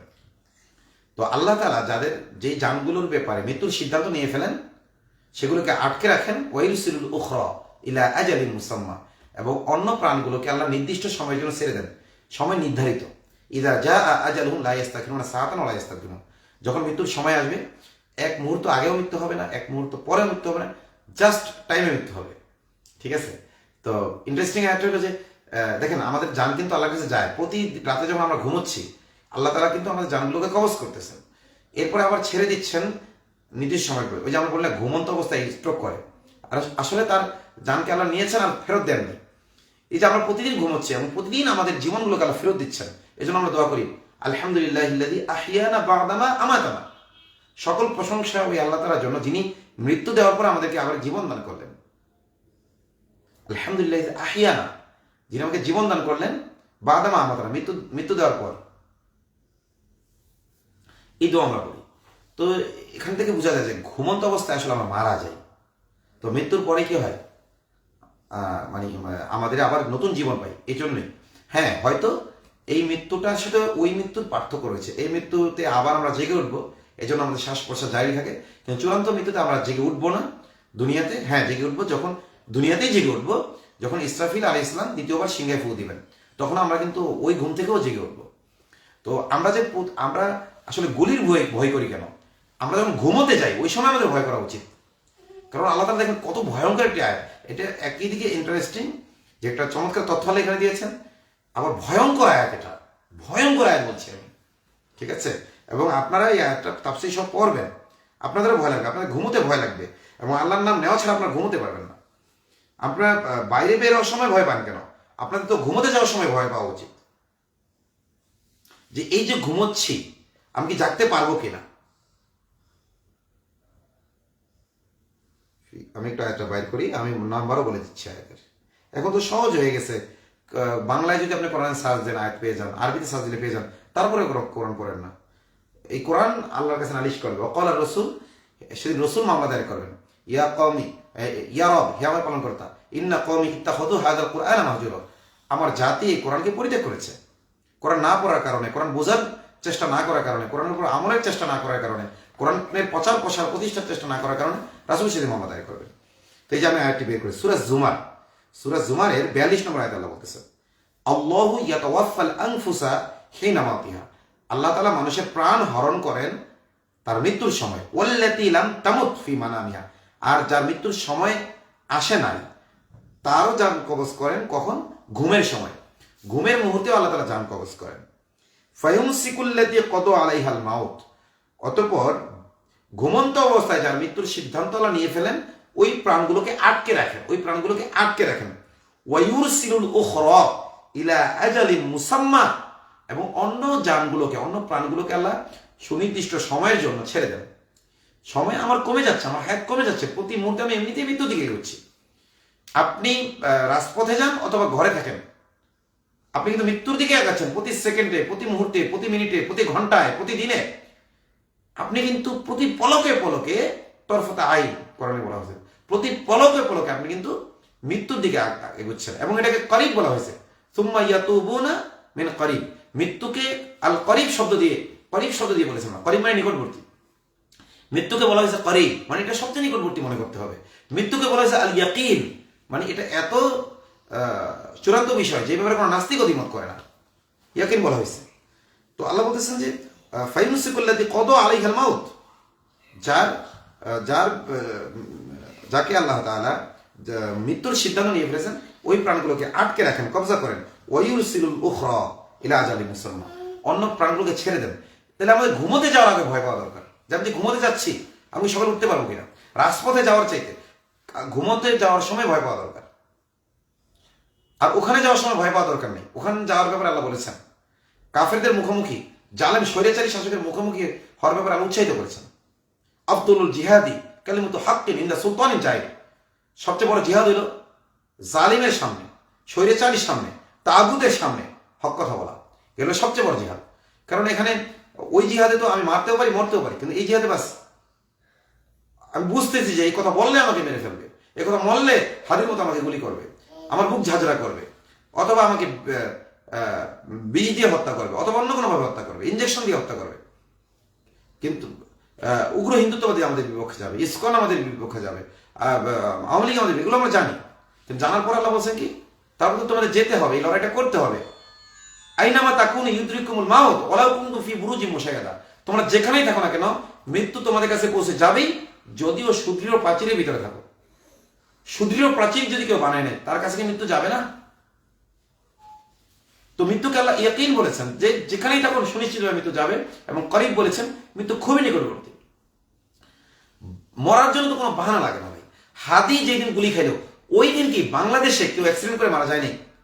হাদি যেদিন গুলি খাইছে ওই দিন কি কেউ পানিতে পড়ে মারা যায় নাই? হাদি যেদিন গুলি খাইছে ওই দিন কি কোনো হাসপাতালে অসুস্থ হয়ে কেউ মারা যায় নাই? হাদি যেদিন গুলি খাইছে ওই দিন কি কেউ স্ট্রোক করে মারা যায় নাই? হাদি যেদিন গুলি খাইছে সেদিন কি কেউ জ্বরাক্রান্ত হয়ে মারা যায় নাই? হাদি যেদিন গুলি খাইছে সেই দিন কি কেউ অন্য কোনো না কোনো ভাবে মারা কি যায় নাই? মারা তো গেছে, মারা তো গেছে। আপনাদেরকে এটা বুঝতে হবে যে হাদির হায়াত থাকে এই এক গুলি কেন? আপনারা দেখেন না একজন জুলাই যোদ্ধা যার চেহারাটা একেবারে বিকৃত হয়ে গেছে, মানে এইভাবে একটা গুলি গেছে, তার নাক নাই, তার মুখ নাই, তার একটা পাইপ লাগানো, কিভাবে খায় আল্লাহ ভালো জানে। একজন জুলাই যোদ্ধা সে বেঁচে আছে, আপনারা কি এটা দেখেন নাই? সে তো মারা যেতে পারতো, সে কিভাবে বেঁচে আছে? আপনারা কি ওই ছেলেটাকে দেখেন নাই যে রডের মধ্যে ঝুলেছিল, পুলিশ 6 রাউন্ড গুলি করেছে তাকে, তারপর সেই ছেলেটা বেঁচে আছে? আমরা সবাই মনে করি সেই ছেলেটা মারা গেছে। আপনারা কি ওই ছেলেটাকে দেখেন নাই জুলাই যোদ্ধা যার পেটের ভিতরে পুলিশ একেবারে কাছাকাছি গুলি করেছে কয়েক রাউন্ড? সেই ছেলেটা কিছুদিন আগে দেখলাম কথা বলছে। এবং আমি একটা মেয়েকে দেখে ফতুয়া দিয়েছিলাম, একটা আহত মেয়েকে, আমি ভেবেছি ওই মেয়েটা হয়তো মারা গেছে, আমি ফতুয়া দিয়েছিলাম 16 জুলাই। কেউ আমাকে ইনবক্স করেছে যে হুজুর এই অবস্থা, এইভাবে আমাদের মা বোনদের উপর অত্যাচার করা হচ্ছে, এই অবস্থায় কি আওয়ামী লীগ ছাত্রলীগকে মারা যাবে কিনা? সে ইনবক্সে প্রশ্ন করেছে, আমি ইনবক্সে উত্তর দিইনি। আমি ওই ইনবক্সের স্ক্রিনশট নিয়ে 16 জুলাই ফতুয়া দিয়েছিলাম যে তাদেরকে মারা শুধু জায়েজ না, তাদেরকে মারা ওয়াজিব। পাগলা কুকুর যেমন যদি কামড়ায় মানুষের ক্ষতি করে, তাদেরকে মারা যেভাবে ওয়াজিব এইভাবে ছাত্রলীগদেরকে মারা ওয়াজিব। এইভাবে আমি ফতুয়া দিয়েছিলাম। এই ফতুয়ার কারণে আমাকে আবারও গোয়েন্দারা হয়রানি করেছে জুলাই। তারপরে তো আমি আমার এটা উইথড্র করে নিইনি, আবার এই পোস্ট আমি ডিলিট করে দিইনি। এটা আমার কি হয়ে গেছে? হাসিনার আমলে এত বলিষ্ঠভাবে হক কথা বলেছি, অসংখ্যবার আমাকে গ্রেফতার করেছে, কিন্তু মামলা হয়েছে মাত্র 2 বার। বেশিরভাগ সময় আল্লাহ আমাকে কুদরতি ভাবে মুক্তি, 2 বার না 3 বার, 3 বার হলেও মামলা হয়, 3 বার আমার জেলে যাওয়া লাগছে, 3 বার মাত্র জেলে যাওয়া লাগছে হাসিনার আমলে। কিন্তু আমাকে এছাড়া মানে বহুবার গ্রেফতার করেছে আল্লাহ তাআলা, বিভিন্নভাবে আমাকে আল্লাহ তাআলা সেখান থেকে মুক্তি দান করেছেন। আয়না ঘর থেকে আল্লাহ আমাকে ফিরিয়ে এনেছেন, আলহামদুলিল্লাহ। সকল প্রশ্নে তার, এটা আমার কোনো কৃতিত্ব না, হয়তো আল্লাহ তাআলা কোনো না কোনো কাজ নিতে চান। ইন্ডিয়াতে একবার আমি অন্যমনস্ক হয়ে রেল লাইনের পাটি দিয়ে হাঁটছিলাম, অন্যমনস্ক হয়ে রেল লাইনের পাটি দিয়ে হাঁটছিলাম, পিছন দিয়ে রেলগাড়ি আসতেছে, আমি বেখেয়াল, আমি কি যেন আনমনে চিন্তা করছি, মানুষ চিল্লাচ্ছে কিন্তু আমি তো মানে আমি তো ওই দিক খেয়াল নাই, রেলের আওয়াজই শুনতে পাচ্ছি, তো মানুষের কথা কি শুনবো? রেল জোরে সাইরেন দিচ্ছে, আমি শুনতে পাচ্ছি না। এবং বিদ্যুতে চলে সে রেল, অনেকটা আমাদের এই যে মেট্রো রেলের সাথে তুলনা করতে পারেন, বিদ্যুতে চলে। তো ওই রেলের এবং অনেক পাওয়ারফুল সেই রেল। তো মুহূর্তের মধ্যে হঠাৎ করে কি জন্য যেন আমি পিছনে তাকাইতে গেছি, এইভাবে পিছনে তাকাইতে দেখি রেলগাড়ি চলেই আইছে। আমার হাতে 2টা ব্যাগ ছিল, আমি কোন রকম এইভাবে পড়ে গেছি এই রেল লাইনের এই পাশে। আমি তাও ভাবছি আমার পা মনে পায়ের উপর দিয়ে মনে রেল যাবে, পায়ের উপর দিয়ে গেলেও অন্তত আমি বেঁচে যাবো, এভাবে আমি পড়ে গেছি। কিন্তু আলহামদুলিল্লাহ আমি আল্লাহ তাআলা, ওই পাথর ছিল, ওই পাথরের মানে যেহেতু একটা মানে কি বলা যায়, চাকা পাথরের উপর দিয়ে চাকার মতো ঘুরতে ঘুরতে আমি আর দূরে চলে গেছি। একবার আমি যখন হুনাফা শপ, যে জানেন আমার একটা হুনাফা শপ আছে, অনলাইন শপ, যখন এটা শুরুতে আমার প্রচুর পরিশ্রম করতে হতো, তো আমি ঘুমাই নেই 2 রাত। আমি সম্ভবত শপের জন্য গুড় আনতে গেছিলাম বা অন্য কোনো কারণে পতনতলায় গিয়েছিলাম। আমি রাতের বেলা মোটরসাইকেল চালাচ্ছি, আমি কয়েক মিনিট মোটরসাইকেল চালানো অবস্থায় ঘুমাই গেছি, কয়েক মিনিট ঘুমাই গেছি। ঘুমন্ত অবস্থায় আমি এই যে কপোতাক্ষ নদ কাছেই আমি যেখানে কথা বলছি, কপোতাক্ষ নদে আমি মোটরসাইকেল নিয়ে পড়ে যাবো, ঠিক ওই মুহূর্তে আল্লাহ আমাকে জাগ্রত করেছেন, ওই মুহূর্তে আল্লাহ আমাকে জাগ্রত করেছেন। আমরা 2 ভাই একবার মানে আমার এক ভাই আছে, তার সাথে আমার ছোটবেলা থেকে পিঠাপিঠি ভাই, মারামারি লাগতো। তো তার সাথে কি হয়েছে, সে আমাকে মারবে। তো আমি আবার গাছে ওঠায় খুব বানরের মতো এক্সপার্ট ছিলাম, আমি একেবারে গাছের মগডালে উঠে চলে গেছি। তো সে আমাকে খুঁজতেছে বাগানে, আর পাচ্ছে না, কোন গাছে উঠেছে কিনা সে তাও খুঁজেছে, আমাকে পায়নি। তো এইবার ওইভাবে দীর্ঘক্ষণ থাকতে থাকতে আমি ওই মগডালে ঘুমিয়ে গেছি। মগডালে ঘুমিয়ে যাওয়ার পর গভীর রাতে চাঁদ উঠে গেছে। আমি সম্ভবত আসরের আগে গাছে উঠেছি, গভীর রাতে চাঁদ উঠে গেছে আকাশে। রাত ওই সময় কয়টা আল্লাহ ভালো জানে, কিন্তু একেবারে গভীর রাত, পুরো নিস্তব্ধ, সব মানুষ ঘুমিয়ে গেছে। ওই সময় মানে যে আল্লাহ বলেছেন আসাবে কাফকে আল্লাহ ঘুম পাড়াইয়া মাঝে মাঝে উলট পালট করেছেন। তো আমি যখন উল্টাইতে গেছি ওই সময় আল্লাহ আমাকে জাগাই দিয়েছেন। আমি যখন ঘুমন্ত অবস্থায় উল্টাইতে গেছি, মানে আমি তো এভাবে ধরেছিলাম গাছের ডাল, আমি একটু উল্টাইতে গেছি, ওই সময় আমি জেগে গেছি। এরপর আমি খপ করে ধরছি, ঝুলে গেছি গাছের ডাল ধরে, আরে আমি তো গাছের উপরে। তো আমি তো ওই দিনে পরে মারা যেতে পারতাম, তাহলে কোথায় আমার স্ত্রী হইতো, কোথায় আমার সন্তান হইতো? ওই দিনে তো আমার জীবন শেষ হয়ে যেত। আপনাদের জীবনেও আমার ধারণা এরকম অনেক ঘটনা আছে, আপনারা এরকম অনেক কারো বুঝে হয়তো আমার চেয়ে বেশি শোনাইতে পারবেন যে আপনাদেরকে আল্লাহ তাআলা বিভিন্ন ভাবে এভাবে বিভিন্ন জায়গা থেকে বাঁচাইছেন। তো ভাই, মরার জন্য তো অসংখ্য কারণ হতে পারে, শুধু হাতির মাথায় গুলি কেন? জ্বর এসে আমি মরতে পারি, আমি অ্যাক্সিডেন্ট করে মারা যেতে পারি, পানিতে ডুবিয়ে মারা যেতে পারি, আমি এই যে নিয়মিত মোটরসাইকেল চালাই অ্যাক্সিডেন্ট করে মারা যেতে পারি, স্ট্রোক করে মারা যেতে পারি। মরার কারণ তো অনেক আছে, বেঁচে থাকাটাই তো আশ্চর্যজনক। প্রতিদিন ঘুমাচ্ছি, আল্লাহ যা নিয়ে নিচ্ছেন আবার ফেরত দিচ্ছেন। এই জন্য ঘুমাইতে যখন যাচ্ছেন আপনি চিন্তা করেন, ওইটি আপনার জন্য ভয়ের। আপনি তওবা করে যাবে ঘুমান, আমল করে যাবে ঘুমান, কিন্তু রাজপথে যাওয়ার ব্যাপারে আপনার ভয় পাওয়ার দরকার নেই। জালেম বাচ্চার সামনে হক কথা স্পষ্টভাবে বলার ব্যাপারে আপনার ভয় পাওয়ার দরকার নেই। উগ্র হিন্দুত্ববাদীদের সাথে সশস্ত্র সংগ্রাম এর সুযোগ যদি আল্লাহ তাআলা দেন, ওই সময় পিছিয়ে থাকার দরকার নেই, ভয় পাওয়ার দরকার নেই। মৃত্যু ঠিক টাইম মতো হবে।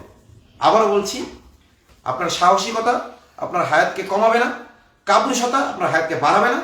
মুমিন মরে একবার, মুনাফিক মরে বারবার। বারবার মরেন না, একবারই মরেন। মৃত্যু একবারে আসুক, একবারে বাদ শহীদে জান্নাতে চলে যাবেন। হাদি বলছে, হাদির একটা বক্তব্য আমি শুনতে, সে বলতেছে আমি যে এয়ার কন্ডিশনের ভিতরে মারা যাই তবু কি আমার মৃত্যু যন্ত্রণা হবে না? সাকারাতুল মউত থেকে নবী পর্যন্ত মানে কি করতে পারেননি, নবীকে পর্যন্ত ছাড় দেওয়া হয়নি। রাসূলুল্লাহ সাল্লাল্লাহু আলাইহি ওয়াসাল্লাম তার মৃত্যুর সময়কার যে যন্ত্রণার ব্যাপারে বলে গেছেন, পড়ে দেখেন, সিরাত পড়ে দেখেন, ভয়ঙ্কর কথা। রহমতুল্লাহ আলামিন, যাকে আল্লাহ সবচেয়ে বেশি ভালোবাসেন, তার যদি সাকারাতুল মউতে ওই কষ্ট হয়, তাহলে আপনি এয়ার কন্ডিশনে মরেন আর যেখানে মরেন, মৃত্যুর জন্য তো হবেই। হ্যাঁ, তবে আপনি ময়দানে শহীদ হতে পারেন, আপনার ওই রকম যন্ত্রণা হবে না, একটা পিঁপড়ায় কামড় দেওয়া টাইপের। ব্যাস, হুর আসবে, জান্নাতের হুর আপনাকে শাহাদাতের পেয়ালা পান করাবে, আপনি সোজা আপনার রুহটা বের হয়ে জান্নাতে চলে যাবে, সবুজ পাখির ভিতরে ঢুকে জান্নাতের রিজিক খেতে থাকবে। আল্লাহ বলেছেন, ওয়ালা তাকুলু লিমান ইউকতালু ফি সাবিলিল্লাহি আমওয়াত, যারা আল্লাহর রাস্তায় নিহত তাকে মৃত বলো না, বাল আহইয়া, বরং তারা জীবিত, ইনদা রাব্বিহিম ইউরযাকুন, তারা তাদের রবের কাছে রিজিক প্রাপ্ত হয়। মৃত বলবা না, বরং মৃত বিশ্বাসও করবা না, ধারণা করবা না।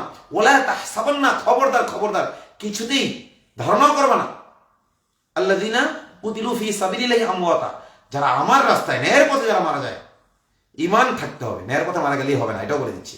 ন্যায়ের পথে মারা যায় শহীদ হওয়ার জন্য শর্ত। এখন আজকে দেখলাম ওই হিন্দু একজন মারা গেছে, সেখানে সরকারি ভাবে বলতেছে যে কি শহীদ। ঠিক আছে, জাতিসংঘের কথিত শান্তিরক্ষা মিশন, আসলে কি জাতিসংঘ যেই দেশে যায় সে যে শান্তি প্রতিষ্ঠা করে না অশান্তি প্রতিষ্ঠা করে, তাকে করে দেখা দরকার যে আসলে তারা কতটুকু শান্তি প্রতিষ্ঠা গেছে। তাদের শান্তি প্রতিষ্ঠা ওখানে জাতিসংঘের নেতৃত্বে যাওয়া কতটা দরকারি ছিল। আমাদের দেশেই যেখানে শান্তি নেই। হ্যাঁ, ব্যাস, এখানেই শহীদ হওয়ার জন্য দুইটা শর্ত, মুমিন হইতে হবে এবং ন্যায়ের পক্ষে থেকে শহীদ হইতে হবে। যদি কেউ মুমিন না হয় সেও শহীদ হবে না, কিন্তু অন্যায়ের পথে থাকে সেও শহীদ না, সেও জাহিলিয়াতের মৃত্যুবরণ করবে, আসবিয়াতের মৃত্যুবরণ করবে। আসবিয়াতের মৃত্যু কখনো শাহাদাতের মৃত্যু না, জাহিলিয়াতের মৃত্যু কখনো শাহাদাতের মৃত্যু। হ্যাঁ, মুসলিমদের জীবন বাঁচানোর জন্য মৃত্যুবরণ করা, ইসলাম রক্ষার জন্য মৃত্যুবরণ করা, মুসলমানদের ভূখণ্ড রক্ষার জন্য মৃত্যুবরণ করা এবং ইমানের হালতে যদি থাকে, এটা শাহাদাত, এছাড়া আমাকে শাহাদাত না। তো যদি আমরা শহীদ হইতে পারি, যেটা বলছিলাম, আমাদের প্রাণ তো কবরে যাবে না। আমাদের এই যে আলফাজাউল আকবার, অর্থাৎ মোহাম্মদ, বলছি না ঘুমাও, তুমি চুপ করে ঘুমাও, ওখানে বাড়ি যাও, সবাই শুয়ে পড়ছে, ঘুমায় গেছে, তুমি ঘুমাও। আসলে আলোচনা শুনতেছি কিছুটা, আবার কিছু অন্যমনস্ক হয়ে যাচ্ছে। তুমি ঘুমাও, তোমার আলোচনা শোনা লাগবে, চুপ করে ঘুমাও। তো আমরা যদি আল্লাহর রাস্তায় শহীদ হতে পারি, আমাদের তো ব্যথা লাগবে না ইনশাল্লাহ, এটা পিঁপড়ায় কামড় দেওয়ার মতো। বাস, পুরো আসবে, সাদা পেলা পান করাবে এবং কোথায়? সোজা জান্নাতে, সবুজ পাখির ভিতরে দুনিয়া নাজ নেমত ভোগ করতে থাকবে। আল্লাহ তাদের বলবেন, তোমরা কি, আমি তোমাদের কাছে জানমাল চেয়ে নিয়েছি, তোমরা কি জানমাল চাও? তোমরা আমার কাছে কিছু চেয়ে নাও, তারা চাই না, আল্লাহ সব পাইছে, কিছুই চাই না, কিছুই চাই না। আল্লাহ বারবার বলবে, না না, চেয়ে নাও, চেয়ে নাও, চেয়ে নাও, আমি তোমাদের থেকে চেয়ে নিয়েছি।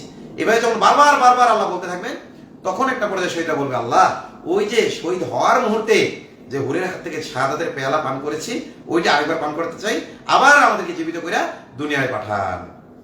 আল্লাহ বলবেন, না, এটা সম্ভব না, এটা সম্ভব না, এটা মুমিনের জন্য সম্ভব না, কাফেরের জন্য সম্ভব, এটা আল্লাহ নিজাম। ওই সেদিন বলবে, রব্বির জীবন, রব্বির জীবন, শুধু শহীদ যে দুনিয়া আসতে চাইবে তা না, অনেক পাপাচারীও দুনিয়া আসতে চাইবে। রব্বির জীবন, রব্বির জীবন, হে আমার রব, আমাকে আবার পাঠান দুনিয়া, আবার পাঠান, লাআল্লি আমাল সালিহান ফীমা তারাক, আমি যেন ওই নেকামলগুলো করে আসতে পারি যেই নেকামলগুলো করি নাই, অন্যায়ের পথে থাকার কারণে যেই নেকামলগুলো করতে পারি নাই, মাহরুম হয়েছি, বঞ্চিত হয়েছি, ওই নেকামলগুলো যেন করে আসতে পারি, আপনি আবার দুনিয়ায় পাঠান। আল্লাহ বলেন, কাল্লা, কিছুতেই না, অমি ওয়ারাইহিম বারযাখুন ইলা ইয়াউমি ইউবাসুন, কিছুতেই তাদেরকে আর দুনিয়ায় ফেরত পাঠানো হবে না।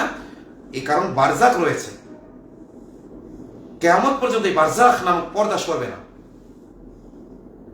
এই বারজাখী জীবনের দ্বারা রয়েছে, এই বারজাখকে কিছুতেই তারা অতিক্রম করতে পারবে না।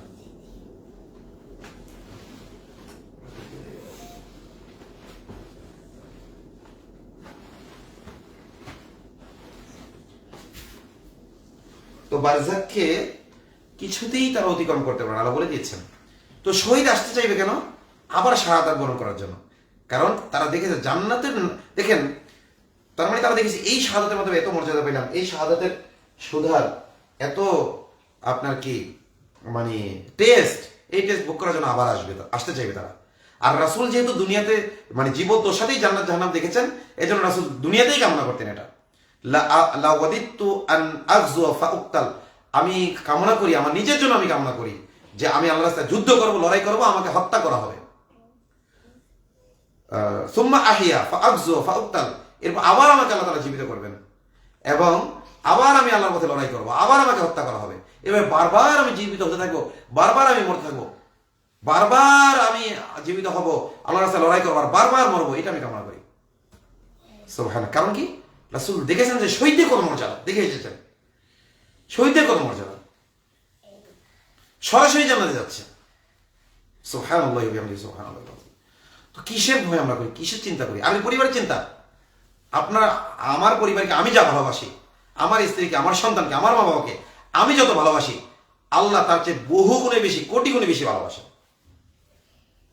রসুল তার চেয়ে অনেক বেশি ভালোবাসেন। আর রসুলু আউলা বিল মুমিনিনা মিন আনফুসিহিম, আমরা আমাদের জীবনকে যতটা ভালোবাসি, রসুল আমাদের জীবনকে এর চেয়ে বেশি ভালোবাসেন, এর চেয়ে রসুল বেশি আপন আমাদের জীবনের। আর রসুলু আউলা বিল মুমিনিনা মিন আনফুসিহিম, আমাদের জীবনের আমরা যতটা কাছাকাছি, আমাদের রসুল আমাদের জীবনের তার চেয়ে বেশি কাছাকাছি, আমাদের আল্লাহ আরো বেশি কাছাকাছি, আমাদের আল্লাহ আরো বেশি ভালোবাসেন। আমি আমার জীবনকে যতটা বলছি, আল্লাহ আরো বেশি ভালোবাসেন।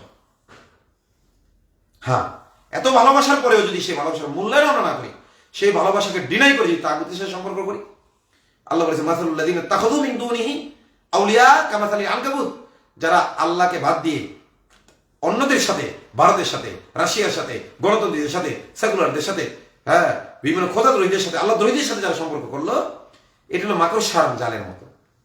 মাকড়সার জাল বানায়, আর পৃথিবীর মধ্যে সবচেয়ে দুর্বল ঘর হলো মাকড়সার ঘর।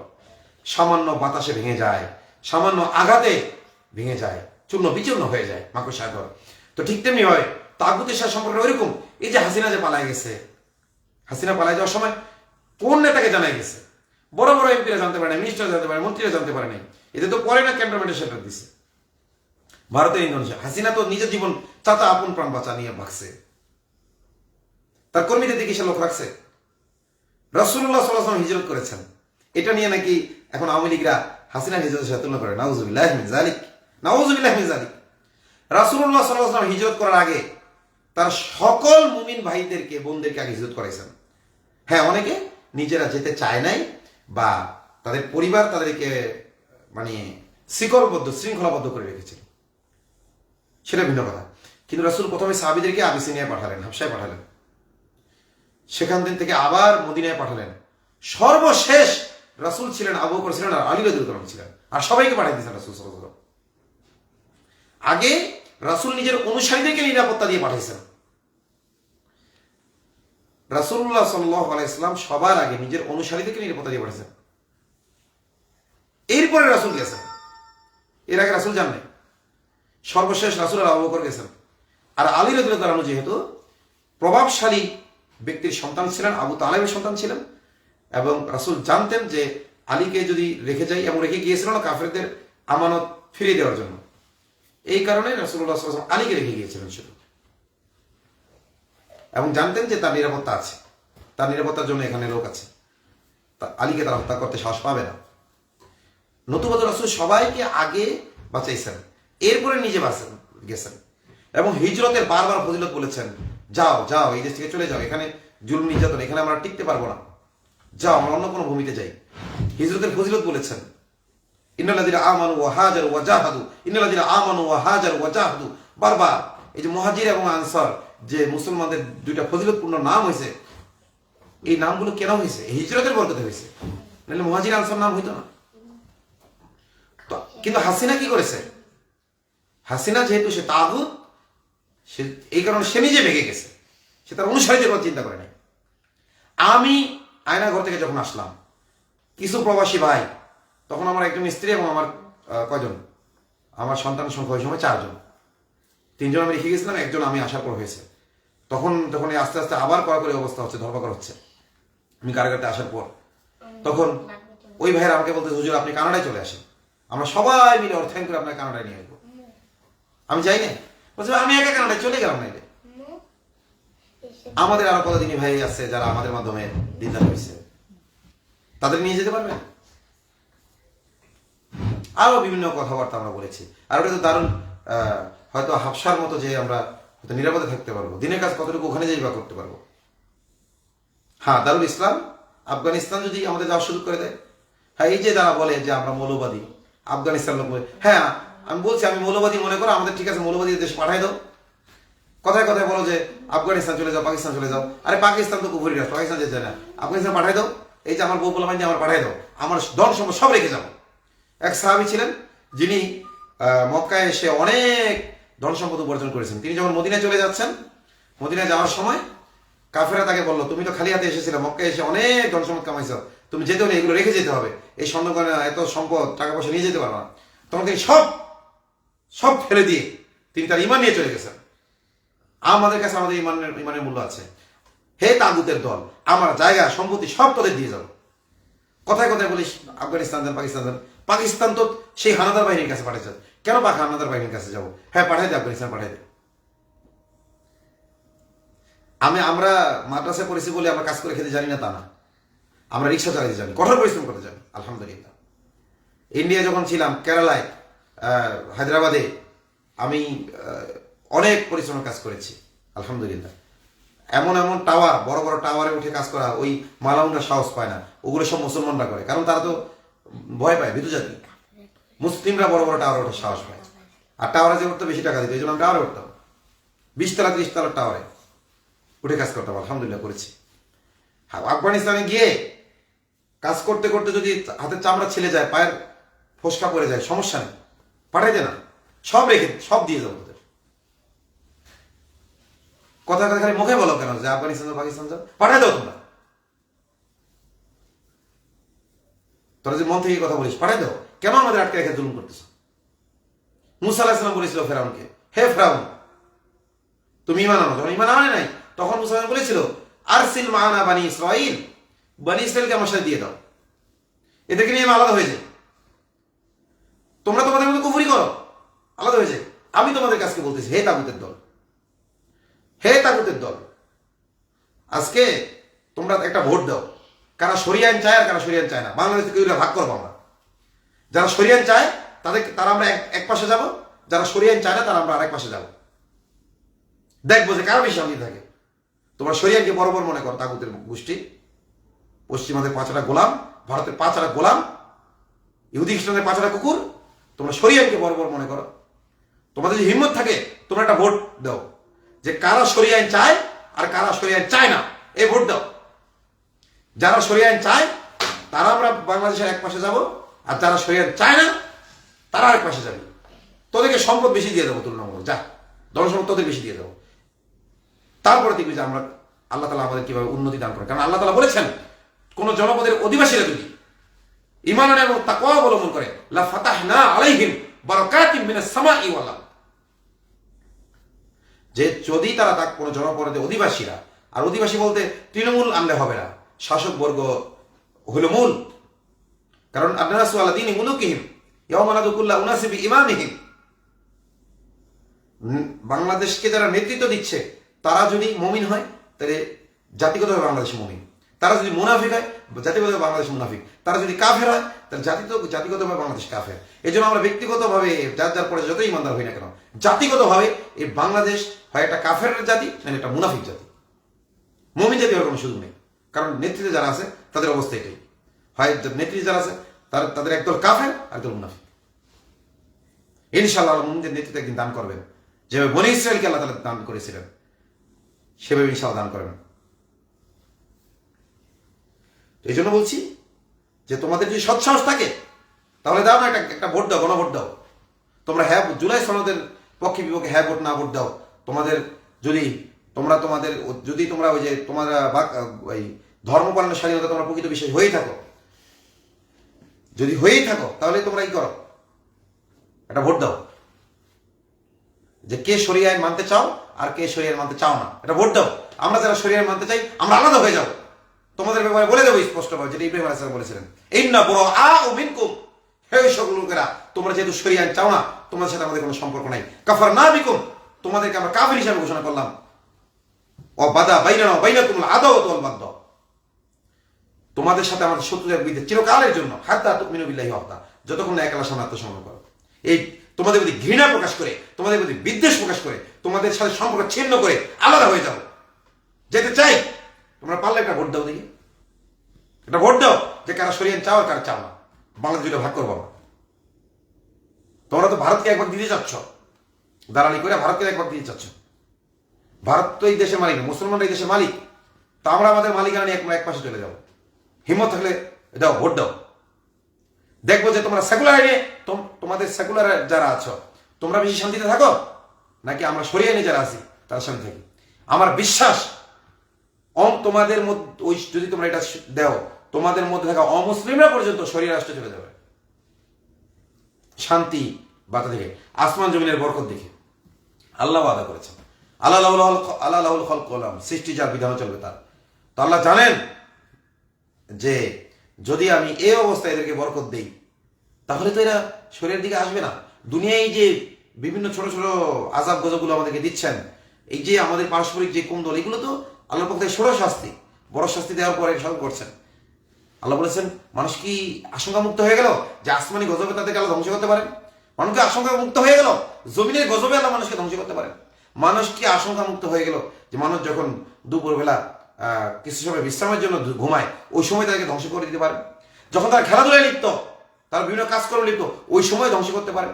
ঘুমন্ত অবস্থায় ধ্বংস করতে পারেন, জাগ্রত অবস্থায় ধ্বংস করতে পারেন।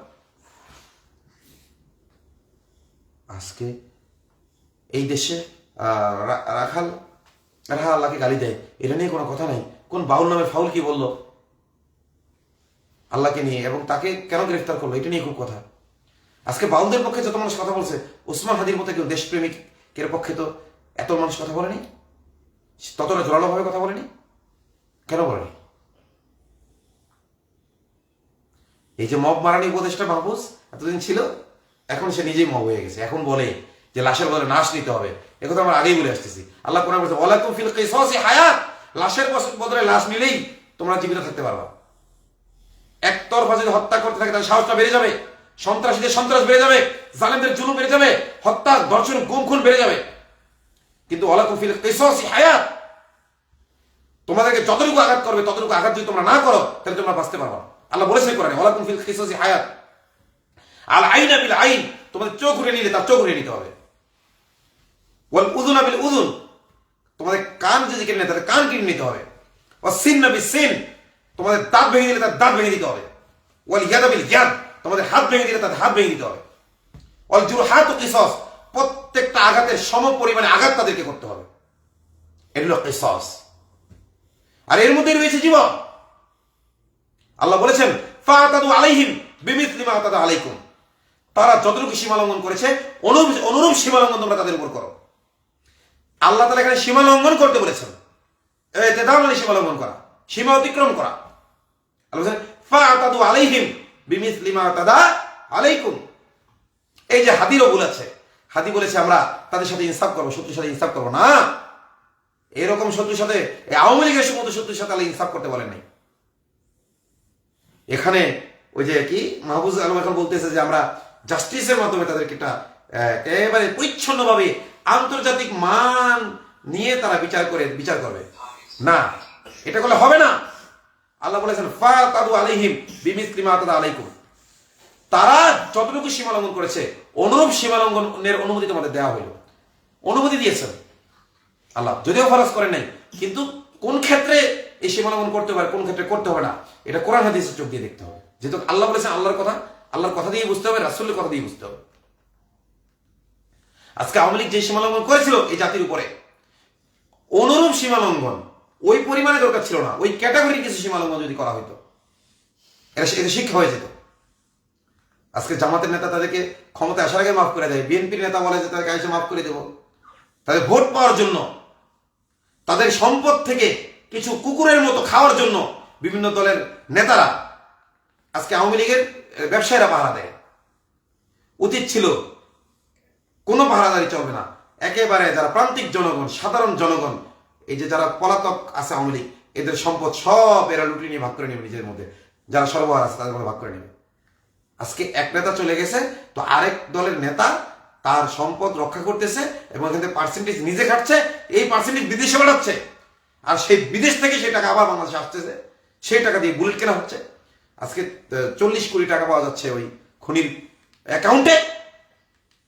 আহমদ রফিক সাহেবের অ্যাকাউন্ট চেক করা হয়, আসিফ আদনানের অ্যাকাউন্ট চেক করা হয়, মাওলানা ইসাক খানের অ্যাকাউন্ট চেক করা হয়, এমনকি শত শত ব্যাংকে ফরমান, শাখা ব্যাংকে, ব্যাংক এবং শাখা ব্যাংকে ফরমান জারি করা হয়, এদের অ্যাকাউন্টে কোনো অস্বাভাবিক লেনদেন হইলে যেন সাথে সাথে জানানো হয়। এই আওয়ামী খুনি যে দুইবার অস্ত্র নিয়ে ধরা পড়ছে, জুলাইয়ের এই খুনি, তাকে মুক্তি দেওয়া হইল এবং তার অ্যাকাউন্টে যে এত লেনদেন হয়েছে, এই ব্যাপারে গোয়েন্দা তৎপরতা নেই কেন? তো আল্লাহর ব্যাপারে, মুমিনদের ব্যাপারে তোমাদের তৎপরতা এত? আল্লাহ রসুলের ইজ্জতের উপর আঘাত আসলে তোমাদের কোনো কথা নাই। আর্মির ব্যাপারে কে কোন বললো? সাইফুল ইসলাম যাই তার ঘরের ব্যাপারে মেরে আসলা। আল্লাহর চাইতে তোমাদের চাইতে আল্লাহর ইজ্জত কম? আল্লাহ বলেছেন তোমাদের কি হলো?